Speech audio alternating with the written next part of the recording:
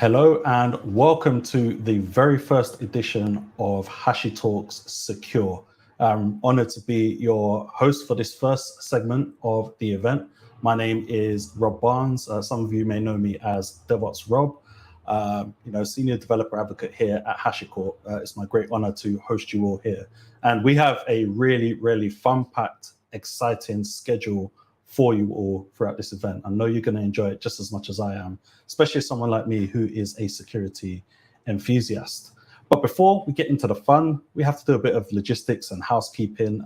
So let's go through a few things just so you know what to expect. So the first thing I'll point out is that we will pop our code of conduct for our community in the chat.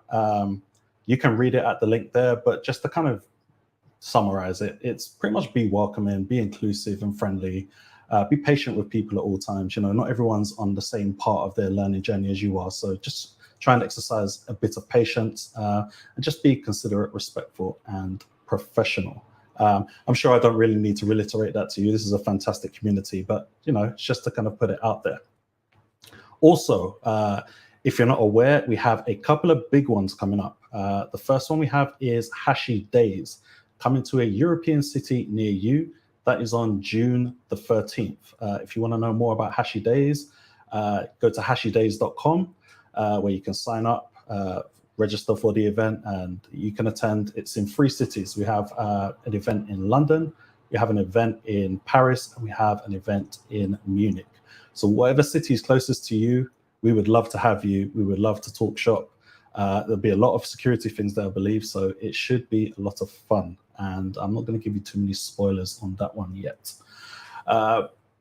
Next, we also have HashiConf, which is happening from the 10th to the 12th of October.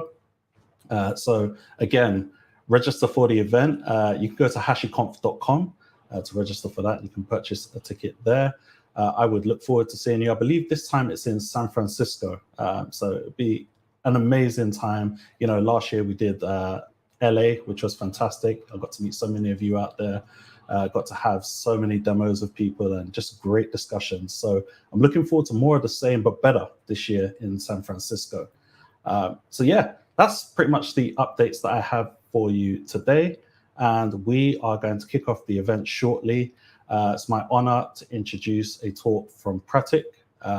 He's going to be giving us quite an in-depth talk around cloud security, DevSecOps, and cloud platforms and how we can secure that. So without any further ado, I would like to introduce our first talk.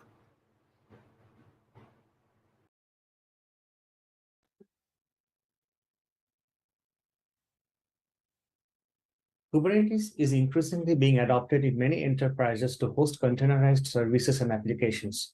Applications often need secrets such as API keys, database credentials, secure shell or SSH keys, certificates, etc. Many organizations have been hard-coded within the source code in plain text, littered throughout configuration files and configuration management tools. There's a growing need for organizations to centralize the storage, provisioning, auditing, rotation, and management of secrets to control access to secrets and prevent them from leaking and compromising the organization. This is where Vault comes in as the most widely adopted secret management system. Kubernetes has a native secret object, and today in this talk, we will learn how we can sync Vault secrets to Kubernetes secrets. Hello and welcome to HashiTalks Secure 2023. I am Pratik Khasnabis, a Senior Solutions Architect Specialist at HashiCorp. I am based in Brisbane, the capital of the sunny Queensland state of Australia. In today's talk, I will go through providing secrets to Kubernetes apps, the challenge with Kubernetes secrets. I'll then introduce the Vault secrets operator. Then I'll do some demo with syncing a static secret and a dynamic secret, and then have a short recap at the end. Before I go further, let's just quickly look at what is HashiCorp Vault. So HashiCorp Vault is an identity-based secret management system. It manages various kinds of secrets such as key value secrets, dynamic database credentials, PKI certificates, etc. For accessing the secret, an application or a machine or a human user would need to identify with Vault from the identity of a authentication method. There are multiple authentication methods that Vault supports, but in this talk, we are interested in the Kubernetes auth method that is used by service accounts in Kubernetes. The authorization of a authenticated entity to a secret is done through policies. That's just a very high level view of Vault, but will help in understanding the rest of the talk. Why is it important to provide secrets to apps deployed in Kubernetes in a safe manner? Secrets should never be hard-coded into apps or into deployment manifests. It should be provided externally through some config. Applications expect secrets to be either exported as environment variables or written to a file that the application read and start up. Now, it is tempting to use Kubernetes secrets for this. After all, they are meant for storing sensitive information, right? Well, let's look at this. Secret management has multiple design considerations. It is not just that the application can read a secret. There are various design aspects to it. For example, secret projections. Applications require secrets represented in a specific way. Some requires at startup, some requires in environment variable, some can read a file. The scope of the secret, is it just one Kubernetes cluster? Is it multiple clusters, a data center, or public cloud? Is your workload running only on Kubernetes, or are the serverless or in VMs even? The definition of the secret, the lifecycle management of the secret, how they're created, updated, rotated, deleted, those things come into picture. Governance aspects.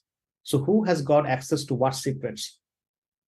The very important part of secret updates and rotation. Secrets should not be long-lived. They have to be time-scoped and automatically rotated. Can Kubernetes secrets do them? Caching of secrets. Sometimes in certain environments, we need to cache the secrets because the network connectivity may be ephemeral or not always there. And finally, auditability. Keeping a secret access audit log that details all secret access information is critical to ensure traceability of secret access events. The challenge with Kubernetes secrets. Kubernetes is not a secrets management solution. It doesn't provide any solution to those design considerations from the previous slide. Now, it does natively support the management and distribution of secrets, but within a single cluster only. The secrets can be loaded as an environment variable in pods or can be mounted as volumes for applications to consume the secrets. They're typically created during the deployment of an application and presented to pods only during pod creation, and the value remains unchanged throughout the lifecycle of the pod. Kubernetes does not support secret rotation. This is risky. The secrets can get stale, outdated, or expired, and that can require additional workflows to update and rotate the secrets, and then redeploy the application to consume the new version of the secret. This can add complexity and become quite time-consuming. Kubernetes secrets are also only base 64 encoded, but they're not encrypted by default, and this greatly increases the risk of secret exposure, especially for long-lived secrets. How Vault can solve this secret management problem? Vault, on the other hand, provides a complete solution for secret management. Vault is identity-based and only allows secret access through policies. It takes care of complete secret lifecycle for dynamic secrets, such as DB credentials. It creates temporary DB users and revoke when the TTL expires, thereby limiting impact of any secret exposure. Today, we support presenting Vault secrets into a pod as shared volume-backed config files via the Vault agent injector, which injects a sidecar container. Whilst it has sophisticated feature, it does have some resource consumption implication at scale. And that is because every pod needs an additional sidecar container. There is a need for seamless secret management for apps deployed on Kubernetes. HashiCorp recognized this, and thus we're introducing the new Vault Secrets operator for Kubernetes. It is a first-class Kubernetes operator along the set of custom resource definitions that is responsible for synchronizing Vault secrets to Kubernetes secrets. The operator will be able to synchronize static, dynamic, and PKI-based secrets from one or more Vault server instances. The operator will be responsible for secret rotation and will provide controllers for handling the various secret-specific custom resources. The operator will also be able to perform post-rotation actions, like notifying an application directly via a registered HTTP endpoint or by triggering a rolling update of a deployment. The Vault Secrets operator is based on the Kubernetes operator pattern. Kubernetes defines operator as follows. Operators are software extensions that use custom resources to manage applications and their components. Kubernetes operators are controllers for packaging, managing, and deploying applications on Kubernetes. In order to do these things, the operator uses custom resources that define the desired configuration state of a specific application through custom resource definitions. The operator's role is to reconcile the actual state of the application with the state desired by the CRD, using a control loop in which you can automatically scale, update, or restart the application. Ultimately, operators are actually programs that run in the cluster and interact with Kubernetes APIs to automate more complex functions than those natively handled by Kubernetes itself. As you can see in this diagram, a user or a CD pipeline modifies a custom resource. The operators are watching on that custom resource. When a change event happens, operators will adjust the state by calling the Kubernetes API. In this case, it might be syncing a secret from Vault to a native Kubernetes secret object. This is the architecture of the demo. You can see in the Kubernetes cluster, there are few namespaces there. Now, the Postgres namespace is just for installing the PostgreSQL database. For the demo, this can be completely outside the cluster. And I've also installed or deployed Vault in the Vault namespace. Again, this can be outside the cluster. For the simplicity of the demo, they're both included in the same cluster. The interesting thing is the operator namespace. This is where some of the custom resources for Vault connection and Vault auth is deployed. And this is where the Vault secrets operator runs. The other namespace is the application namespace. This is where my sample Node.js application has been deployed into a pod, along with two custom resources, one that represents a Vault static secret, and another one which represents a Vault dynamic secrets.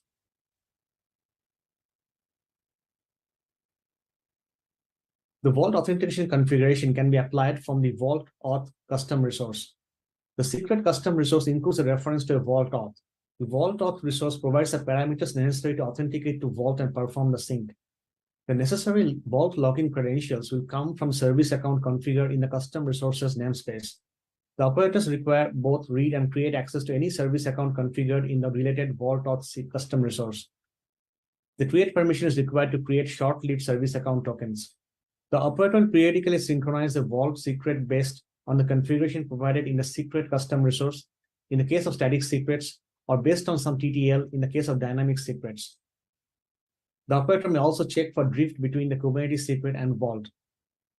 The operator supports triggering a secret rotation event whenever a vault secret is near expiry. This operation would most commonly be done from TLS certificates managed by the PKI engine or credentials from one of the database secrets engine. In the case of dynamic secrets, the operator will ensure the secret is synced just before vault has rotated it. After rotation sync has completed, optionally, post-sync actions would be executed. In the case of PKI resources, the previous certificate would be revoked. We can also trigger a rollout of a deployment after the rotation of a dynamic credential. Let's look at the custom resources. The first one is vault connection. This provides the configuration necessary for the operator to connect to a single vault server instance. Vault auth. This provides the configuration necessary for the operator to authenticate to a single vault server instance as specified in a vault connection custom resource. There are also custom resources that are for the vault secrets. Vault static secret. This provides the configuration necessary for the operator to synchronize a single vault static secret to a single Kubernetes secret. We support key value secrets, both version 1 and 2. Vault dynamic secret. This provides the configuration necessary for the operator to synchronize a single vault dynamic secret again to a single Kubernetes secret, and we support databases, AWS, Azure, and GCP dynamic credentials. Vault PKI secret. This provides the configuration necessary for the operator to synchronize a single vault PKI secret to a single Kubernetes secret. This supports the PKI secret engine. The flow of a secret creation looks like this. A secret custom resource is created. The event will be captured by the secrets operator.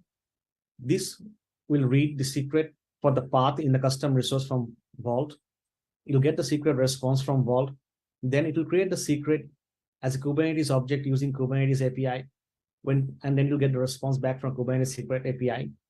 You'll update status metadata of the custom resource, and the creation is complete. At this point, the application can load the Kubernetes secret as an environment variable or as a volume mount. The update flow is similar. The additional step is that after the status metadata of the custom resource is updated, it will execute post-sync or update actions. Without further ado, let's look at a demo of this. For the preparation of the demo, I have done certain prerequisite steps. This included creating a local Kubernetes cluster using Kind or Kubernetes in Docker. I've deployed Vault in the cluster, initialized it. I've deployed a PostgreSQL database in the cluster. I've created a customer table and inserted some rows of data. I wrote a simple Node.js app that connects to a database and displays the rows from customer table. Finally, I Dockerized that application and pushed the Docker image to Docker Hub. So this is just the steps showing to enable the Kubernetes auth method and then create a role for that auth method, which is bound to the service account named default in the namespace, Kubernetes namespace app, and it has got a policy just called dev. The audience is Vault, and the token would be valid for 24 hours. I've enabled the KV version 2 secret engine in the path KV-v2 and created a secret called webapp/config with 2 keys, username and password, with the values as shown.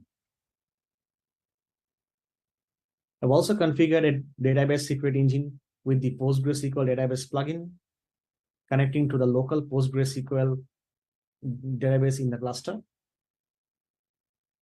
I created a role for that database secret engine, which basically gives access to all tables in the schema, and the default TTL is 3 minutes. So after 3 minutes, Vault should revoke the credentials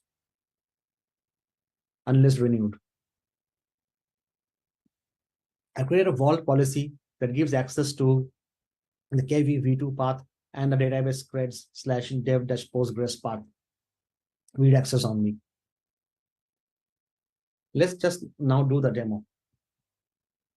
The first step is to deploy the vault secrets operator.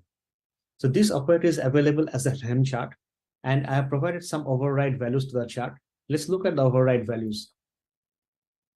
So this gives some parameters for the two custom resources, vault connection and the auth method, vault auth. So we are enabling the vault connection and giving the address to the vault cluster, which is just local in the Kubernetes cluster. And I'm skipping TLS verify for the demo. For the vault auth, I have to provide the namespace of the application where we'll deploy the secret custom resources, the authentication method with Vault, which is today Kubernetes, but in future will support other auth methods, and the mount path for that auth method. And for Kubernetes authentication method, what is the role for that auth method we're interested in, the service account of the app namespace that will be used to authenticate to Kubernetes, and the value in the audiences that is expected for this particular role. So now let's deploy the Vault secrets operator. So that's just running this script, this command, sorry, with Helm.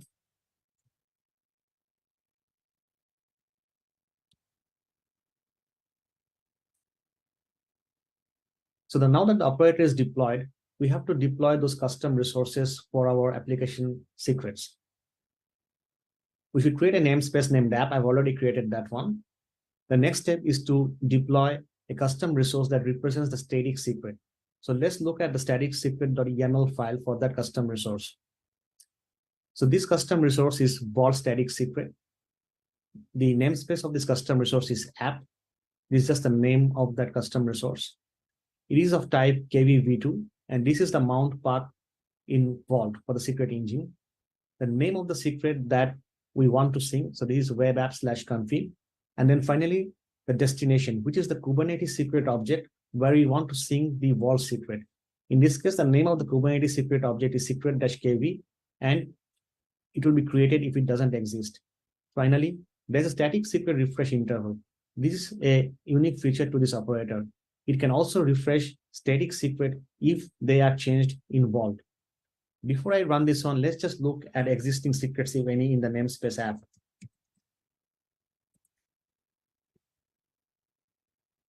As you can see, there are no secrets in the app namespace. Let's also look at any pods in the namespace. And there are no pods in the app's namespace as well. I'm going to deploy this custom resource now.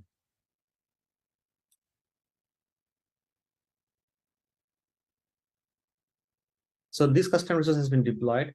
Let's look at the secret. Okay, so a secret called secret-kv has been created. Let's look at the content of the secret. As you can see, the secret is base 64 encoded. It's not encrypted, but encoded. So this is the password. It is the username and the password in the base 64 encoding. Let's decode them and read them.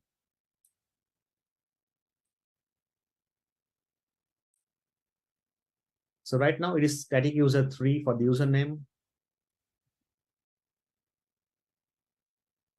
and static password 3 for the password. Does this match or sync with the value in Vault? Let's look at that.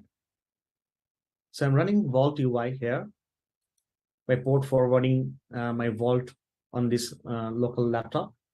And let's just look at the secret value. So as you can see, they're exactly matching what's in Vault. So the Vault secrets has now synced to the Kubernetes secrets.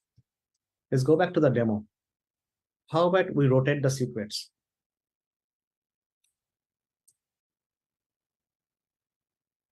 So I'll update the value of the secret from Vault CLI. So I've got a shell inside my Vault pod where I can execute the CLI. So I'm just updating the secrets. At this point, it is updated. Let's look at the value here again. So you can see it has updated in Vault. How about the Kubernetes object, secret object? Let's run this again. As you can see, the Kubernetes secret has also been updated. So Vault secret operator is keeping your Vault secret and Kubernetes secret in sync. Let's look at the demo for dynamic database secret now. For this, I have to create another custom resource. That resource is represented in this YAML manifest. It is of kind vault dynamic secret.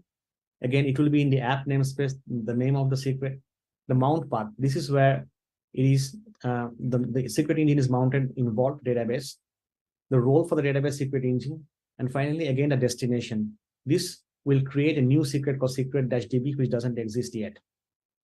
Let's run this one.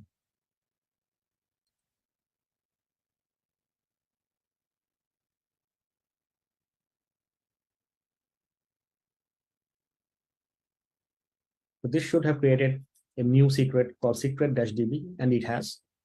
Let's read the content of the secret. Again, as you can see, it will be base 64 encoded, but the data is there. There's a username and a password. Let's look at what happened inside Vault.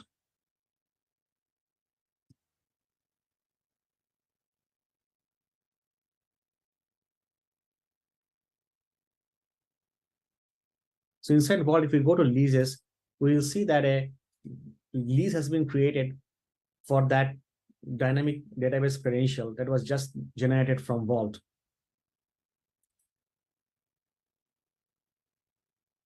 And it will expire in 2 minutes because remember the TTL we set is only 3 minutes. So only 1 minute remains for this credential. Let me now deploy my application. The application is very simple. It's just a Node.js application that connects to a Postgres database engine and then fetches the data from customer table and displays in the table. I also show the connection string for information. Obviously, it should not be done in a real production application. The critical thing is that it is reading the database user and database password from the environment variable or the environment in the process. How can I supply these environments to the application? First, let me show that one. So I have created a Docker image for this application, and I've got a Kubernetes deployment manifest for the application. So the important thing is that the container is my Docker image, but I'm providing these environment variables like DB password. Where is it getting the DB password from? It is getting from a reference to a Kubernetes secret. The name of the secret is secret DB and the key is password. Same for the DB user. The name of the secret is secret DB and the key is username. So Kubernetes objects can be natively referenced as environment variables within the pod specification or the container specification. You can also mount the secret in a volume as well. So there's the volume mount, and the volume secrets is mapped to the secret/db Kubernetes secret object. Let's create the app now.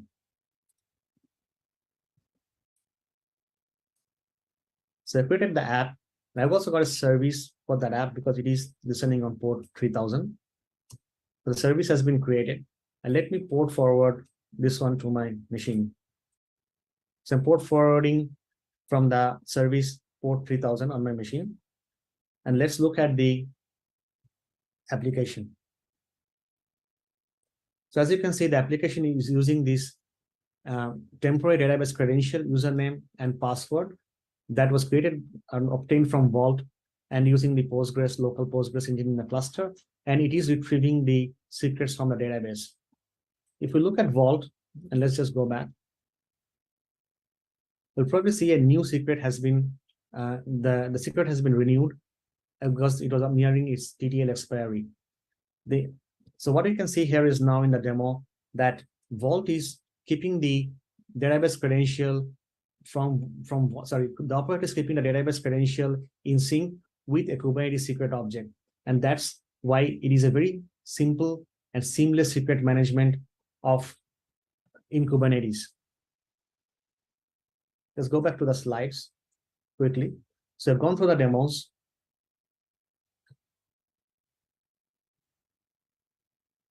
So I've shown the demo app, how we're getting the credentials from environment variables and how the environment variables are referenced from a Kubernetes secret. So this means your applications are completely using native Kubernetes object. They're not Vault aware. They don't need to know about Vault. It doesn't require a sidecar container injection. So your resource consumption is very low. So come to the end of the talk, and the key takeaway is that The Vault Secrets operator is the newest method for Vault and Kubernetes integration. It implements a first-class Kubernetes operator along with a set of custom resource definitions responsible for synchronizing Vault secrets to Kubernetes secrets natively. Thank you for coming to my talk, and I hope it has been useful to you. These are some of the further resources, and the slides will be available after my talk. Thank you once again for attending HashiTalks Secure 2023.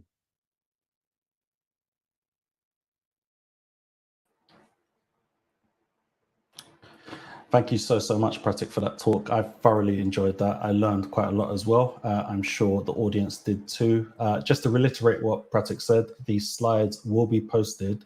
We'll actually post them on the HashiCorp Discuss page. So head over to Discuss and keep a lookout for that. Also, again, just to reiterate our code of conduct, we will pop that in the chat again, but just be kind, friendly, inclusive, professional, and patient at all times with everyone. But without further ado, let us introduce our next speaker. We have Scott Ford, and Scott Ford is going to discuss building end-to-end secure workflows for Terraform deployments from code to runtime. Scott, take it away. Hello and welcome to my talk, Building End-to-End Secure Workflows for Terraform from Code to Runtime. My name is Scott Ford and I'm Principal Architect of a new security automation company called Mondu. If you like what you hear today, you can connect with me both on GitHub and LinkedIn at scottford-io. Before I get going with my talk, I just want to say thank you to the Hashi community team for putting this event on and for having me.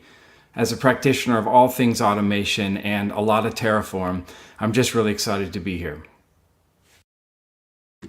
This talk is going to start off by framing a very common problem that I see when working with businesses who are looking to integrate security into the end-to-end software development lifecycle. From there, I'm going to introduce you to a new open source security scanner that my colleagues and I released last year called CN Spec. And then we're going to put CN Spec to work by building an end-to-end workflow with Terraform and a very unique Terraform provider. And then from there, I'm going to provide some next steps if you want to get involved with what we're doing and try this yourselves. So without further ado, let's jump right into it. If you consider a typical automation workflow from left to right, you've got your development stages on the left, and you've got your runtime environments on the right. When it comes to security automation and integrating security into the various stages throughout one of the software development lifecycle, we've made a lot of progress in recent years. On the left, there are a myriad of infrastructure as code security scanning tools that are being used by platform engineering, DevOps, SRE teams.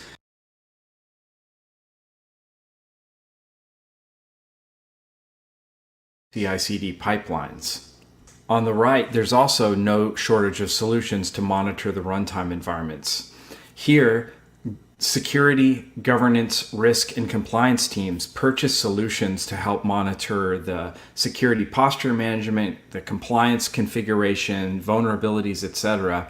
for the various runtime environments, though the solutions tend to break down between on-prem technology and cloud technologies, and this includes different solutions for things like SaaS security posture management, maybe different solutions for your Kubernetes environments, as well as different solutions for your own on-premise data centers versus a cloud environment such as AWS, GCP, or Azure. The challenges start to arise when the platform engineering, DevOps, and SRE teams are using tools for security that are different than those that the security, governance, risk, and compliance teams are choosing. So for example, if your infrastructure as code scanner can scan the code, but it can't scan the runtime environment, then you've got this disconnect between these two products. And this is common even if it is a infrastructure as code scanning tool that's part of a larger platform. When the security teams and governance, risk, and compliance teams are making changes, say, to the rules that a business needs to follow, how does that trickle down into the infrastructure as code scanner? So this can cause actually overall friction between these two teams and a lot of wasted cycles. We're adopting automation because we want to speed up the process of innovation. But ultimately what happens when they're not aligned is just a blocker between these two sides. You've got on one side, you've got the security, risk, governance, risk, and compliance teams who are accountable for the security of a business. And then on the other side, you've got the platform engineering, DevOps, and SRE teams who are responsible for automating the environments. But this challenge also presents this new opportunity for us to unify this process across these two teams, where we can have one product that can scan both the development cycles, infrastructure as code, source code, CI/CD, but also to all of the runtime environments. And with that, I'd like to introduce you to CNSpec. This is our new open source cloud native security tool that allows you to assess all of your business critical infrastructure. It scans both local and remote targets. It's written in Go and runs on any platform, including macOS, Linux, and Windows. CNSpec is designed to connect to both local and remote targets to assess the security posture management and vulnerabilities of various platforms. Out of the box, we already work with the major cloud providers, so AWS, GCP, Azure, and VMware, so your vCenter, ESXi clusters. We work with Kubernetes, both managed, self-managed, and managed solutions, EKS, AKS, GKE, OpenShift. We work across container technologies, so assessing misconfigurations and vulnerabilities in your containers as well as in container registries. It works across all the major platforms, Linux, Windows, and macOS for scanning vulnerabilities and misconfigurations. And also too, the CNSpec works with SaaS security solutions. So finding the misconfigurations in platforms such as GitHub, GitLab, Microsoft 365, Slack, and Octa. We even have connectors for on-prem networking equipment too. So there's just a ton of possibilities with it. The product is extensible, it's open source, anybody can contribute new providers to connect to different technology, and if you're interested in doing that, I'll have some information at the end about how you can add your own providers into CNSpec. When it comes to Terraform, think about Terraform as the various stages, right? You've got your Terraform HCL code. Then there is, running a Terraform plan where you converge together variables in different configuration before you apply it. And then you apply that configuration to whatever your target is. So these stages as defined by HashiCorp are your pre-plan stage, your post-plan stage, and your post-apply stage. CNSpec actually fits into each one of these stages of Terraform. So you can scan your Terraform HCL code, CNSpec scan Terraform in the path to your project or a specific file you want to scan. You can generate a plan.json and then use CNSpec to scan that plan file. And then also too is CNSpec can then scan any of the targets. So if you think about automating your cloud environments, AWS, GCP, Azure, VMware, Kubernetes, or even SaaS products, you can scan the code pre-plan, scan that code post-plan, and then use the same tool to actually connect to and scan the environment of whatever it is that you are configuring. And all of this can be done both in local development on your laptop while you're writing Terraform code, but also too as part of any CI/CD pipeline.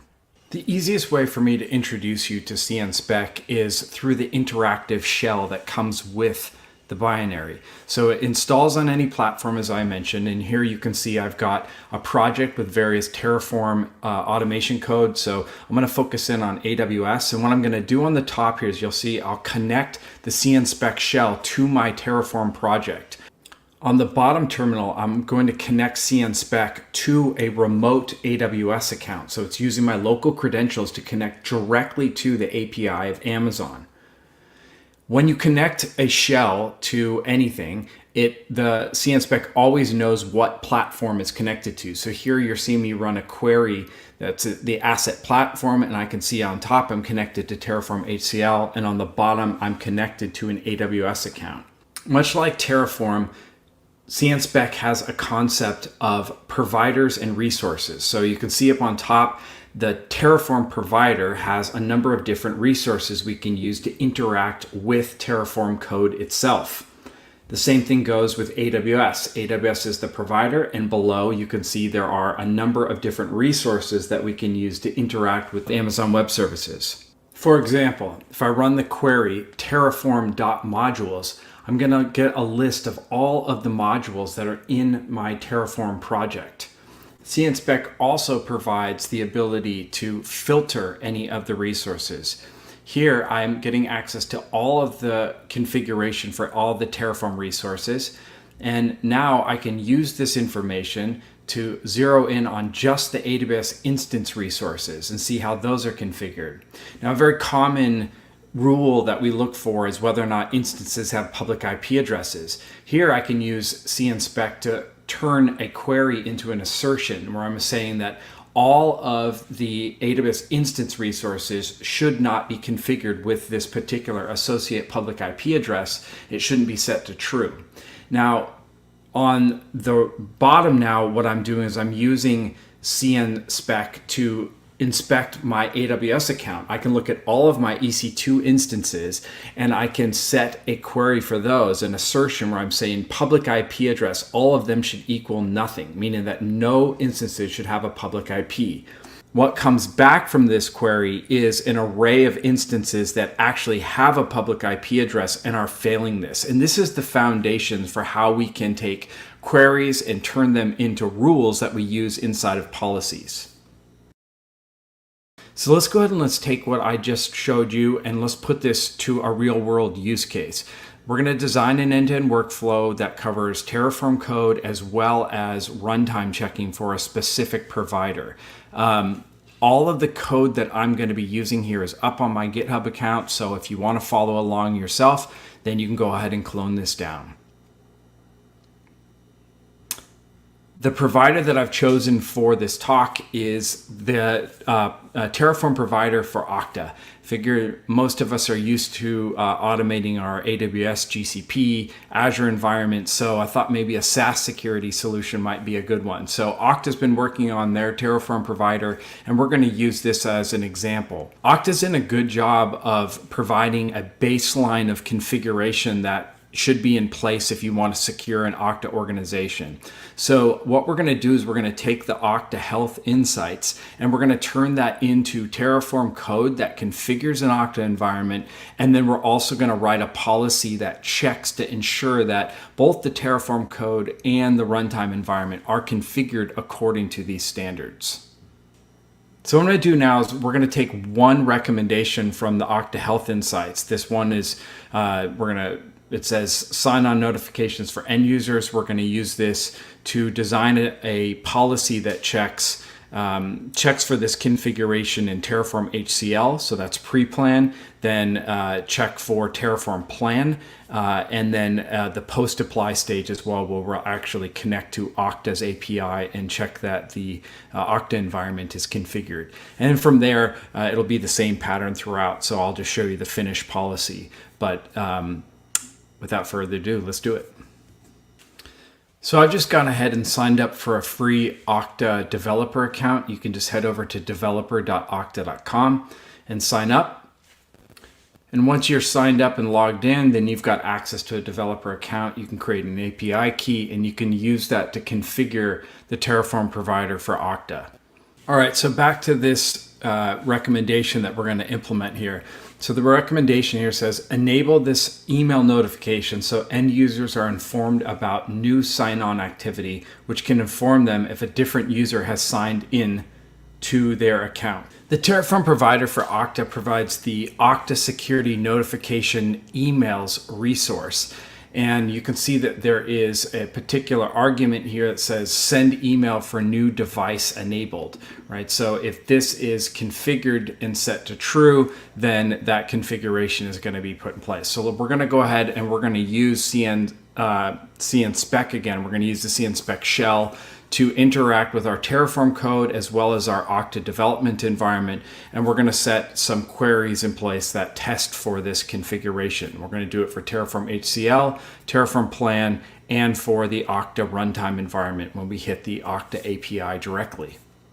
Okay, so I've gone ahead and I've opened up 3 terminals here. The first terminal, you can see I'm inside of the HashiTalks repository that you can clone down. And I'm going to go ahead and connect the cnspec development shell to my Terraform directory. So cnspec shell, Terraform, and then the directory right here. And if I type asset platform, you can see cnspec recognizes this as Terraform HCL. In the next terminal, I'm going to connect the cnspec shell to a Terraform plan file. So Terraform plan, and then if I look inside the Terraform directory here, there is a tfplan.json. You can generate, output a Terraform plan file to JSON. And again, if I type asset-platform here, you can see that this is a Terraform plan file. And then next up, in the last terminal, I'm going to connect cnspec shell directly to my Octa development environment. cnspec shell Octa, and we'll go ahead and use my organization, and I have my API key configured. And so in this one, and when I type asset-platform, we can see that I am connected to my Octa org. So the first thing that I want to do is we're going to be looking for this Octa security notifications resource. So I'm going to write the query terraform.resources.where name label is equal to this. And we're going to just look at all of the arguments that come back from that. And we can see here are those arguments. So we're going to do this one, send email. So I just need to specify that key here. And when I do that, I can see what the value is set to. And this is where I'm going to now flip this into an actual assertion. We're going to turn this into a true false. And we're going to say .all arguments that are this should equal true. And that I get the value. So this is our first one for the Terraform pre-plan check. The next one for Terraform plan is cnspec has the Terraform plan resources. So I do terraform.plan.resource changes.where type is equal to. And this is going to be the same thing here. Type is equal to this particular resource. And I get those, any of the changes here around that. And again, we're going to be using, we can get access to the change after, which is these are all the changes that are going to be applied in the next Terraform apply. And we can see here that we've got access to all of the values here. So it's going to be change.after. And right, so we see the value for that, and we're going to go ahead and again make this into an assertion equals true. All right, so now we've got the value for that. And then lastly here for the Octa organization, I'm going to type Octa organization and see how that is configured. The Octa organization resource provides the security notifications email, and it's going to be Octa organization.security email notifications, right? So there's that specific configuration, but I need it to get for new device enabled right there. And we're going to set that into an assertion here, and that's true. All right, so now we've got 3 different queries with cnspec that we're going to use as part of our policies. So this is our pre-plan check, this is our post-plan check, and this is our runtime check. Okay, so I'm in the HashiTalks secure repository here. I've got some policies. This is some example policies. This is the one that I'm going to take you through right now. We're going to put those 3 queries that we just did in the last section into a policy, and we've got the Terraform directory. Now this is working Terraform code, so when you clone this down, if you configure the provider, it will work for you against an Octa environment. So let's just take this one example right here. So CN spec policies are put together using YAML. And just to go from top to bottom here, you've got policy has a UID. It's a unique identifier. You can give it a title. They're versioned artifacts. You can have licensing information. There's some tags, tagging strategies you can put in place, author, etc. This first section on docs is around the documentation for the policy itself. What's the rationale behind this a given policy? The next section right here is groups of checks. So if you had, like, let's say different types of services, you wanted to group together the checks for, maybe something around users versus groups versus MFA, whatever it is, you can use groups to put that together. You can see right here, we've just got this one check, which is our Health Insight enabled sign-on notification emails for end users. That's a unique identifier. And then there's this next section, queries. Now this is where you compose all of the checks. So we can see here, this UID is defined right here. It has the title. It has an impact score. So according to Octa, this is a high impact check. So I put a level 80. I'll provide documentation about where you can define what each of the impact levels are. And then there's a separate documentation. This is for this specific check, right? So it's just the rationale for the check. And then with CN spec policies, you have this section called variants. And variants allow you to provide different ways to check for a specific recommendation. So you can see I'm using the same UID, except for at the end of it, I've got Terraform HCL, Terraform plan, Terraform runtime. These are arbitrary, but that's just how I named it. And then, so we go to this first check for Terraform HCL, and we've got the UID for that. You've got the title, but this time I also included Terraform HCL. Same impact. And then this is also very unique. A filter is how you determine when a check should be applied. It will only be run if CN spec matches that the asset platform is Terraform HCL and this specific query, that this particular resource exists, right? So this means you can point it at different types of Terraform projects or, mixed mono repos, things like that, and it will only run against the specific type of platform and the specific resources that are defined there. So, and then finally, it's the query itself. Like this is the query we did in the last section. So same thing goes here for Terraform plan. It's all the same except for the filter. The filter here is it's only going to run if the asset platform is Terraform plan and that this specific plan file has this type of resource. And then lastly, for the asset filter for runtime, it is just going to run if it is against the Octa org. So let's go ahead. I'm inside of my shell in VS Code, and I'm going to go ahead and run CN spec scan Terraform and my Terraform directory, and I'm going to pass the file name. So policies, if I run that, you can see it passes because our HCL code actually has this set to true. Now, if we wanted to test this out, and just say flip this thing to new device set to false, as an example, scan it, and it's going to fail. Right? So we're good. That checked.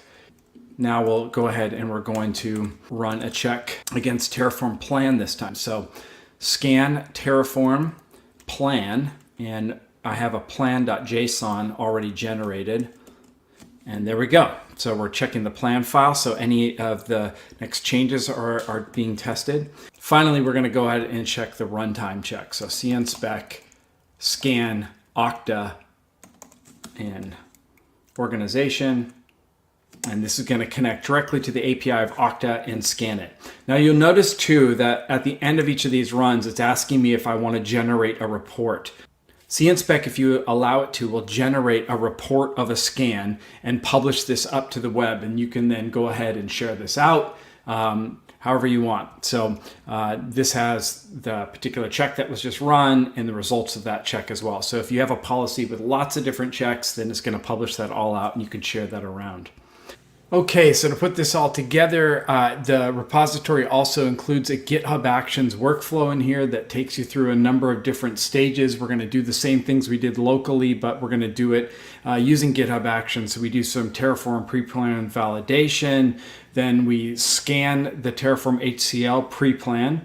Then we go through and we generate a plan file here. And then we go ahead and scan that plan file. Finally, we come and we actually apply the changes to the Octa environment. And after we do that, then we execute a scan of Octa just to show that the runtime environment has been scanned as well. So let's go ahead and let's kick this pipeline off and let's see it run. All right, so first of all, we're doing a little bit of Terraform validation, Terraform format, etc. Then we're doing a pre-planned scan of our Terraform HCL. Next up, we're going to go ahead and we're going to generate that plan file.json. And once that's generated, then we'll go ahead and we'll do a post-plan scan of the JSON file. And then finally, once that JSON file has been scanned, then we're going to do an apply and then scan the organization.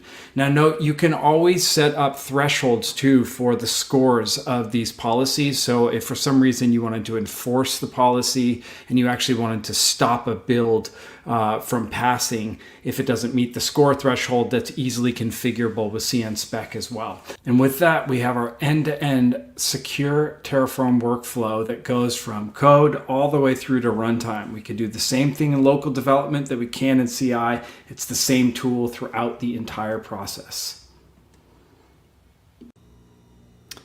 All right, and to wrap this all up, CNspec is an open source security scanning tool. It fits into every stage of the software development lifecycle, from local development through source control, CI/CD of any kind, and into any runtime environment. CNspec works with a number of different technologies: Terraform for infrastructure as code, Kubernetes manifest, and also a ton of different infrastructure in runtime environments. This is extensible. We have a lot more plugins coming for CNspec. So if you're interested in getting involved, we'd love to see you jump into the community and start to be a part of both CNspec. Ultimately, what we're trying to do though is bring closer collaboration between these platform engineering, DevOps, SRE teams, along with the security, governance, compliance, and risk teams as well. So that's ultimately how we're all going to get better at this practice of security automation. CNspec, you can find it at cnspec.io. You can download it for your platform. You'll find documentation there, information about how to get involved in the community. Definitely join up in the community. Come find me. I'd love to collaborate with you on any projects you're working on. Note too that CNspec has kind of a sister project as well called CNquery, which is cloud native asset inventory. So you can use CNquery to scan into your environments using those same queries to gather specific data. We've got some great starter content around this as well. We also have the Open Security Registry. This is where you can find certified policies that are already available for you to just enable and customize. There's CIS benchmarks, there's security best practices, just a ton of content up there. You'll also find open source query packs, so the asset inventories for CNquery. Lastly, we've also have a CNspec plugin for Packer. So if you're building your base images and you want to scan those base images for misconfigurations and vulnerabilities, you can do that with this CNspec provisioner. So with that, I just want to say thank you very much for joining into this talk. If you like what you saw, please reach out and contact me. I'd love to collaborate with you, and happy coding.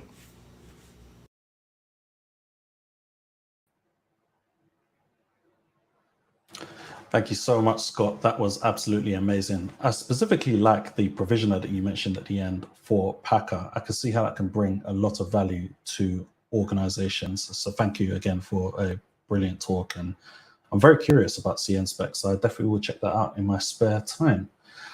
Okay, so moving on, we have a gift for you this time. We have two for the price of one. Our next talk is about automating SSL and TLS certificates with Let's Encrypt and HashiCorp Vault. So it's my pleasure to introduce to you Jacob Dresdale and James Fatherby. Take it away. Automating TLS certificate management using Certificate Manager and HashiCorp Vault. My name is Jacob, and I'm a senior systems engineer at Quantcast. Hi, my name's James, and I'm also a senior systems engineer at Quantcast. Quantcast is an American AI-driven real-time advertising tech company. Our agenda for today covers all topics listed on this slide, and we'll go into more detail on the respective slides. Hi, so to start things off, our presentation revolves around rotating certificates at Quantcast and how we changed systems in place that we previously had. So to start things off, at Quantcast, similar to many other technology companies, we have a wide variety of use cases for issuing and using certificates in our systems. To give some more direct reference to this, we use certificates through AWS Cert-Manager directly for AWS load balancers. Additionally, we often need certificates directly on our systems for other reverse proxy solutions. Very often, we use certificates for mutual TLS authentication as well. We frequently use Vault's PKI secret engine for that with imported CAs. And also for auditability and role-based access control, specifically using those API integrations with Vault make that very easy for us. So although nothing was inherently broken with our previous methods of handling certificate issuance and retrieval at our company, there was a lot of improvements that could be made. And occasionally we'd experience some incidents related to certificate rotation or certificate expiration. Some domains were issued by hand due to organization validation being used, which was later figured not to be an explicit requirement. We used multiple certificate authorities with teams rolling their own certificate issuance means creating kind of a lack of homogeneity in that space. Also as well, costly multi-domain certificates and costly organization validation with certificate authorities charging a lot just for an additional SAN, for instance. And as well as there'd be a relatively infrequent annual rotation cycle where institutional knowledge could potentially be lost in the course of that time frame. So yeah, this slide is very much a tongue-in-cheek. There wasn't this much complexity or messiness in our setup, but there was a lot of folks reinventing the wheel and rolling their own retrieval methods as well as their own issuance methods for certificates. This lack of standardization also left policy management in Vault a real headache to work with. Multiple CAs were being used with, in some cases, manual validation and a lack of just standardized monitoring around those processes. So yeah, needless to say, it wasn't a great situation, although it is a bit of an exaggeration for that slide. So enter Certificate Manager, a Kubernetes service that solved a lot of problems for us in this area. Cert-Manager has custom resources that can link up with virtually any trusted certificate authority, and as well as Vault for internal for internal certificate issuance through automated challenges. For instance, there's an Acme integration that can use DNS challenges, as well as Vault, which can use a variety of authentication means with Vault. For a particular setup, we use Kubernetes authentication roles, which work great and are very secure. We also put some toolings such as Terraform to manage cluster issuer resources for Cert-Manager, which was also very convenient. So here's a high-level overview of how we leverage Certificate Manager for certificate issuance at our company. We have cluster issuers primarily for Let's Encrypt for Vault across, and Let's Encrypt and Vault for all domains that we care for. The cluster issuer support for Vault's PKI engine was very easy to configure with Kubernetes authentication role and provides us with a lot of continued utility in the space. The Acme configuration additionally worked excellent for Let's Encrypt and uses Kubernetes service accounts with AWS IAM access, so we can facilitate making those challenge records easily and securely. After issuance, a job pulls our Kubernetes secret store and ships them to Vault and AWS Cert-Manager to be used in various integrations. Some of these might be via Argo CD's Vault plugin or through just general access through Cert-Manager as well. These certificates get issued. So so for the certificate reissuance process, certificates are renewed automatically at 2/3 of their certificate lifetime if for just default parameters. So since we're using Let's Encrypt, this changed from a staggering annual rotation to a rotation of every 60 days, which enforced a lot of automation around the process. And as well as a scheduled cron job that checks for certificate drift in Vault and AWS Certificate Manager.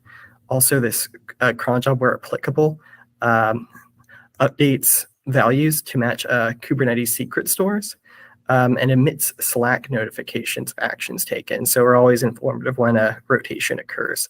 And as well as that, perhaps most importantly, it puts all certificates in the Vault secret store in a path that is very organized per domain. So all services downstream that need to reach out to them can retrieve them in a systematic manner. And without further ado, I'm going to hand things off to Jacob to continue the rest of the presentation. Thank you very much. Hi. So for certificate audit and observability, we use Datadog metrics and alerts, and we base those primarily off of AWS ACM entries. It's a very useful heuristic way to look at expiration times and get data points that give us more information about what's going on and why. The system is pretty predictable, and we've configured our alerts in such a way that if something doesn't behave in a desirable, predictable manner, such as a certificate fails to renew, we're going to get a paging event well before that certificate would be a problem if it were to expire. In the case of, like, let's say a certificate's going to expire in 30 days, we're going to, if for whatever reason we have not renewed it, let's say 20 days in, we would get a page and we would have 20 days to rectify the problem. So it's our alerting does a pretty good job about keeping us in the know about what's going on in a predictable and consistent manner. We're also able to use the certificate transparency logs to make our metrics a little bit more granular in terms of what we're feeding into Datadog. For the migration process to from our legacy lack of consistency to where we are now, the primary tools that we leverage is Argo CD's Vault plugin. Allows us to make Kubernetes secret. Allows us to use Kubernetes services with Helm templating for inline secret configuration, allowing us to reference the desirable payloads from Vault. We can use the Vault agent injector, which is a Kubernetes sidecar that runs along with the container and is able to be updated as needed. And then all integrations use dynamic authentication methods against Vault to read the certificate payload data securely. Some of the issues we ran into in our migration process is that some of the more legacy systems did not have the current certificate root for Let's Encrypt. For a custom CA, we already knew that we were going to have to make the root available in the CA chain, and that was a little bit of a more predictable issue. For the case of Let's Encrypt, we did have to work with teams on a case-by-case basis to make sure that the CA chains for the respective services was able to be set correctly so that we could have some assurance that the certificate would be able to continue to work as intended. One of the components of this project is that because the Let's Encrypt issued certificates have a significantly shorter lifetime in the form of 90 days versus 365, automation became absolutely mandatory. In the case of getting teams to migrate to using whatever their previous deployment method was, did require some understanding of what their existing deployment method, whether it be by hand or some form of automation, and then being able to work with them to use a more consistent and predictable manner. For the case of Kubernetes services that used the Vault agent injector, because of the way that persistent storage is handled in Kubernetes, when you are referencing a secret from Vault, that secret is that secret's immutable, and so you need a service like Reloader to be able to tell the pod to restart and get the updated vault payload. Once we implemented Reloader, we were able to resolve this issue in a predictable manner. And that's something you can just bake into all of your pods.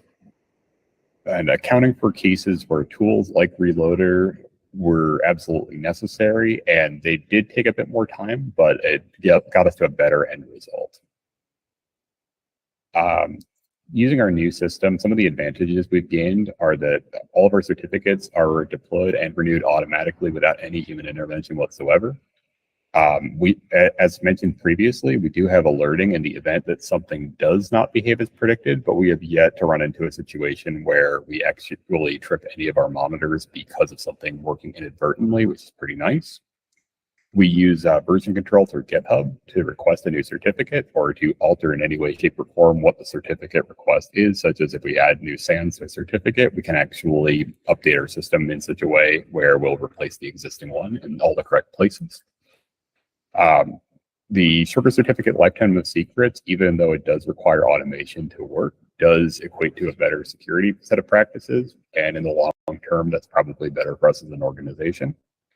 And Let's Encrypt being free gave us a sizable cost reduction year over year and has almost no operational cost to maintain within Kubernetes. Some of the lessons we learned from this project were that accounting for organizational resistance to change when implementing automation at scale is a must. Standardization around automation, once implemented, does reduce the possibility of replacement-based incidents quite a bit. And your most likely case of having an incident related to it when you do a system like we did is to actually not use the system at all in a given case. So as we get more services onboarded and make this a more universal setup, we're expecting to see next to no problems when it comes to certificate replacements. Enforcing frequent rotation via automation does also expose misconfigurations within a given service that may very well not have ever been noticed. And when you're doing changes like this at scale, and you do see a problem, you do have to fix it or work with the respective teams who maintain said service, but it is something that is a worthwhile audit exercise for any kind of organization at scale. For any questions, feel free to direct them further, and we will proceed from there. Thank you for your time. Thank you so much for joining. Bye.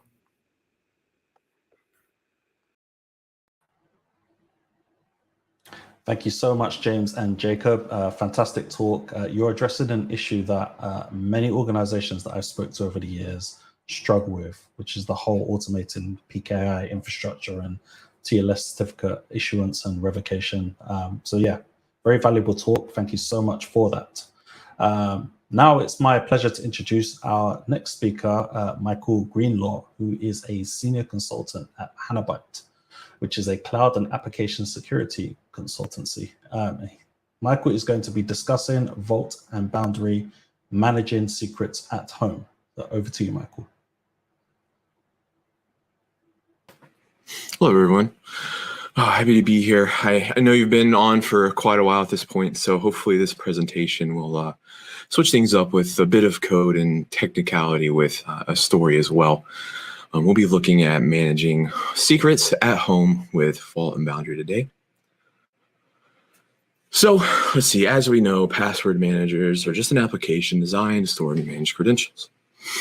The problem is that with the increasing number of passwords we have today, it's driving adaptation, and then we see things like major incidents every single year occurring, people losing data, and it puts us all at risk. So interestingly enough, my parents are retiring. It's that time. As I come into my career, they're leaving theirs. And so the story begins with my dad explaining that he's on Windows 7 still in 2022 and doesn't know how to protect his data. He's got all of this retirement stuff that he's trying to do. And so we need to keep him safe. And so I suggest a password manager, and surely enough, we get hacked and some data gets taken. And so it really just pushed me to say, how can I secure not only my parents, but also myself and my employees from these data breaches? And yeah, so how do we circumvent it? How do we keep our personal data safe? So with that, I'll introduce myself. I'm Michael. I'm a co-founder and a senior consultant at HANAbyte. I do run the Atlanta Hub with Eric Evans. You can reach me at my email, Twitter, GitHub, and we'll have that a little bit later in the slideshow. So our solution to fix this problem is what we're coining as HashiPass, nothing official yet. And it's just going to be a simple password management system that would allow us to keep our data safe. We need a secure password manager at HANAbyte, not only for us, for me and Eric, but our employees as well. It's a solution that we want to be able to scale from a small startup like ourselves to larger organizations, which we hope to grow to. So we want to be able to use this from start to end. And secondly, or most importantly, we want it for at-home use. I want my parents to be able to retire safely, don't have to worry about their data, and I would also like my other family members to be able to use it as well. And so we have some, let's see, focal points. All right. The first thing is it needs to be cheap. Most password managers are free, or we have something like a paid plan or enterprise plan that's only a couple of dollars a month for every user. So making this cheap is really a big point for us. We need it to be affordable because it's so affordable to use. Another one, we also want it to be simple, right? We want employees or interns to be able to come in and use this. We want our older family members to be able to use this, and just make sure that it's very simple and easy for everyone. And the next thing is, once again, we want it to be scalable. It needs to scale from my personal use, my dad's personal use, all the way to enterprise level or as far as we grow. The next thing is we need it to be secure. We want to make sure everything's encrypted. We want to make sure our data is safe from start to end. And we want to avoid having breaches that are caused by someone else or that happen to someone else. So by keeping it internal, we think we can keep it quite secure. And then last but not least, something that came along is we would also like zero trust security. So as we go, we realized that we really want to be able to verify, validate, and limit as much as possible. I'm using something like MFA and YubiKey, which we're already implementing. Okay, so our initial design, very simple. We wanted to make something with a one-click run. It's important for us that it's very quick and we can automate this, put it in a pipeline, et cetera, et cetera. So we're going to throw up a few quick things, just a VPC, EKS, using a load balancer, Bastion, and again, just a one-click method. And so Vault would sit on an EKS cluster with the traffic being forwarded through the ALB was our initial idea. And then the secrets would be obtainable using the CLI and UI. Next is we would just have a Bastion host and we were going to use that to SSH through for CLI access, or so we could port forward from our local host and access it through the UI. So this is what our initial design came out to be. Once again, quite a simple, just straightforward solution. Definitely something you would find at home or you can build out yourself. So if you see one subnet, public, private, your EKS cluster sits in your private. The internal is moving traffic to that from the Bastion. And then let's get into the code. So the VPC module is what we're going to use to create our networking. It's not going to be a lot of code here because of how simple this design is initially. Once again, you're just going to set up a CIDR with a quick subnets. I might have gone a little bit overboard. I had extra subnets, but as you can see, it's no big deal. Make sure you have your tags like the internal ELB set to 1, and then a little bit lower, you can see your security group. Just setting that up as well in case you need it. This is just an example. So let's move forward. We're going to set up the provider for Kubernetes and Helm. This is really just for our authentication. This will be used throughout the modules below, and there's not much to this. And then what we want to do next is we want to create the cluster within the private subnet. This is using the EKS module. Once again, it's just going to be one node. It's not a lot of fancy stuff. Throw some tags in. We're using the config map for authentication, and just some additional IAM role policies that we ended up needing to, if I remember correctly, it was to, blanking here. It was so that the node could create our load balancer, so we have to attach that. And then we're going to move forward. And then we use the Helm release for Vault to stand up the Vault server on our EKS cluster using Terraform. And once again, the one click was kind of a big thing for me. And so I really focused on getting this all into Terraform. And then last but not least, we also have our Helm release for the ALB controller from AWS. And this essentially just allows the Vault, or this controller pretty much sets up an ingress for the ALB, creates your ALBs for you, and just manages everything. So let's see here. Continue on. Just a quick note, it's very important in the documentation for the AWS load balancers that you set up your roles and policy documents and attachment to make sure that your nodes do have access and that your workers can create the load balancers as needed. And then lastly, we're just setting up a Bastion quick EC2 instance. I want to note, always use your VPC security group IDs, not security group ID. It comes with a little bit of trouble. And yeah, very simple setup here. Nothing crazy. Once again, back to the final design where I'd be over here just using SSH and or a forward proxy. And so then we get to Boundary and how this came to be. We realized that using the PIM key is not the best option, right? This isn't a zero trust solution. Plus, who's really going to be using SSH? Like, how am I going to set this up? And I'm going to tell my dad to set up his EKS cluster and SSH in and port forward. So it didn't seem like the most efficient or simple solution. And so that led us to our next option here. We are going to throw Auth in front of Boundary. And this might look a little odd, right? Because Boundary sitting here is almost if it's a Bastion. And we'll get to that a little bit later. But this is our initial thought process and how we wanted to update it after we were unhappy with the Bastion host. Cool. Yeah, so what's wrong with this diagram? Once again, Boundary is acting as a Bastion. And so what we wanted to keep in mind with our authentication is that it needs to be cheap or free as possible. It needs to work with Boundary. It needs to integrate with YubiKey if possible. It can handle MFA like Duo. And I would like to be able to do a lot of the management in Terraform. And Auth fits a lot of these. It doesn't exactly fit all of them, but it is quite a robust solution that worked for us in the time. And let's see. And so a little bit more code here coming in. The cool part about Boundary is it can be set up in Terraform as well. There's a lot of examples in the documentation, and they will get you all the way from working to a dev environment into setting up an HA cluster. And it's extremely easy to implement. As you can see, we can configure users, scopes, roles, groups, backend servers, and everything else all through Terraform.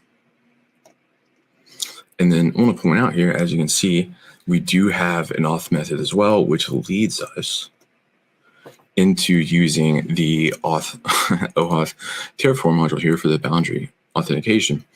And this does allow me to set up, I can set up my user in Auth and then come in, add this into Terraform, and this user will be able to authenticate directly into Boundary.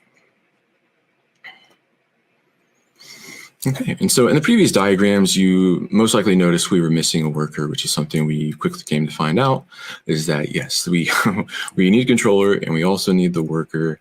And so this is what our diagram ended up looking like in our next iteration, where we wanted to send this all through to the internal ALB. And yeah, as you can see, the problem is it's starting to grow. The amount of infrastructure we need is continually getting larger throughout this process. And we'll discuss a little bit later. And so once again, we still are looking at Boundary as if it's a Bastion, right? It's still sitting on the edge. There's nothing in front of it. And so we thought, okay, maybe we can add another ALB, right? It's in the documentation. Let's see if we can throw this in front, have an ALB in front of the workers, and then another internal ALB in Vault. And then, but once again, we're still increasing the amount of infrastructure we need. We're having trouble getting the networking down and getting it to work.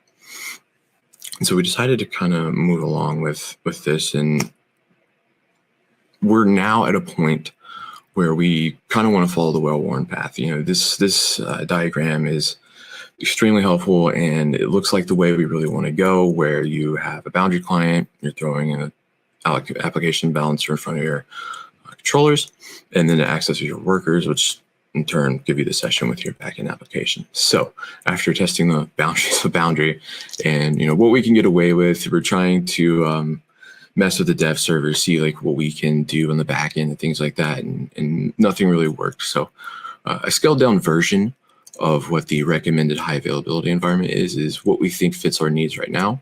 We are still working on the EKS aspect of this, right? We like a custom web page in front of our vault, so you're not just accessing Vault directly, make it a little bit more user-friendly, and don't have to worry about people coming in directly to Vault. Let's see, let's join in. And then my final thoughts, what are our pitfalls? The first big one is with Auth, right? Authentication solutions can significantly increase costs. So with Auth, the basic MFA plan quickly surpasses $100 a month, and this kind of defeats our whole purpose, right? The solution cost can scale quite rapidly as you've seen infrastructure needed to build out. It's not exactly friendly for the use case of someone out. We're falling short of simple. Again, there's a lot of stuff in the back end, a lot of infrastructure, a lot of different applications and methods for friends and family to go through to authenticate.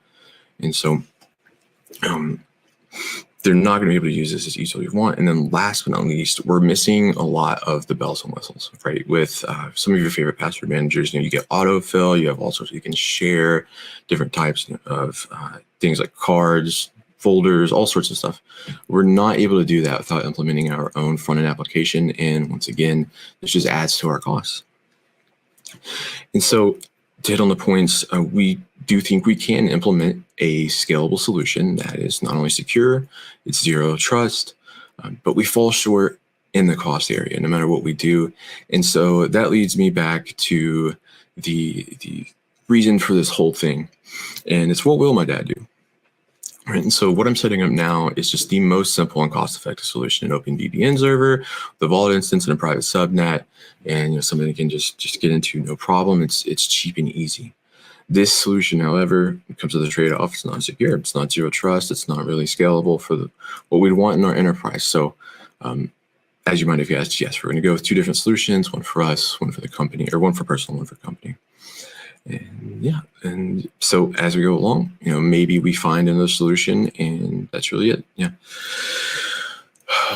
Let's see. So let's keep in touch. I am a senior consultant at Hanabyte. I am on LinkedIn, and you get my email, Twitter, GitHub, anywhere you want to contact me, talk about secrets management, see what we can come up with for managing secrets and creating a password manager. So yeah, and then that is everything for me. So thank you so much for your time today. I hope everyone has a great HashiTalk, and it was great being here. Thank you, and goodbye.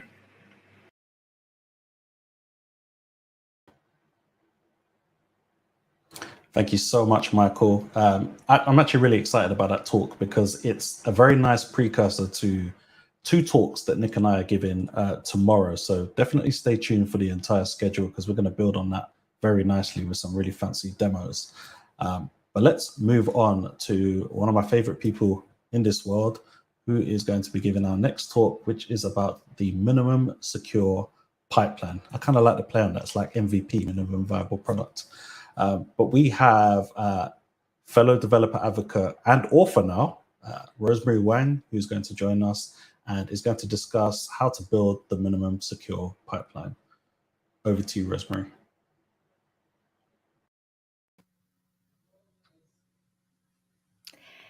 Thanks, Rob. Hello, everyone. Hi, HashiTalks Secure. Hope you're all doing well.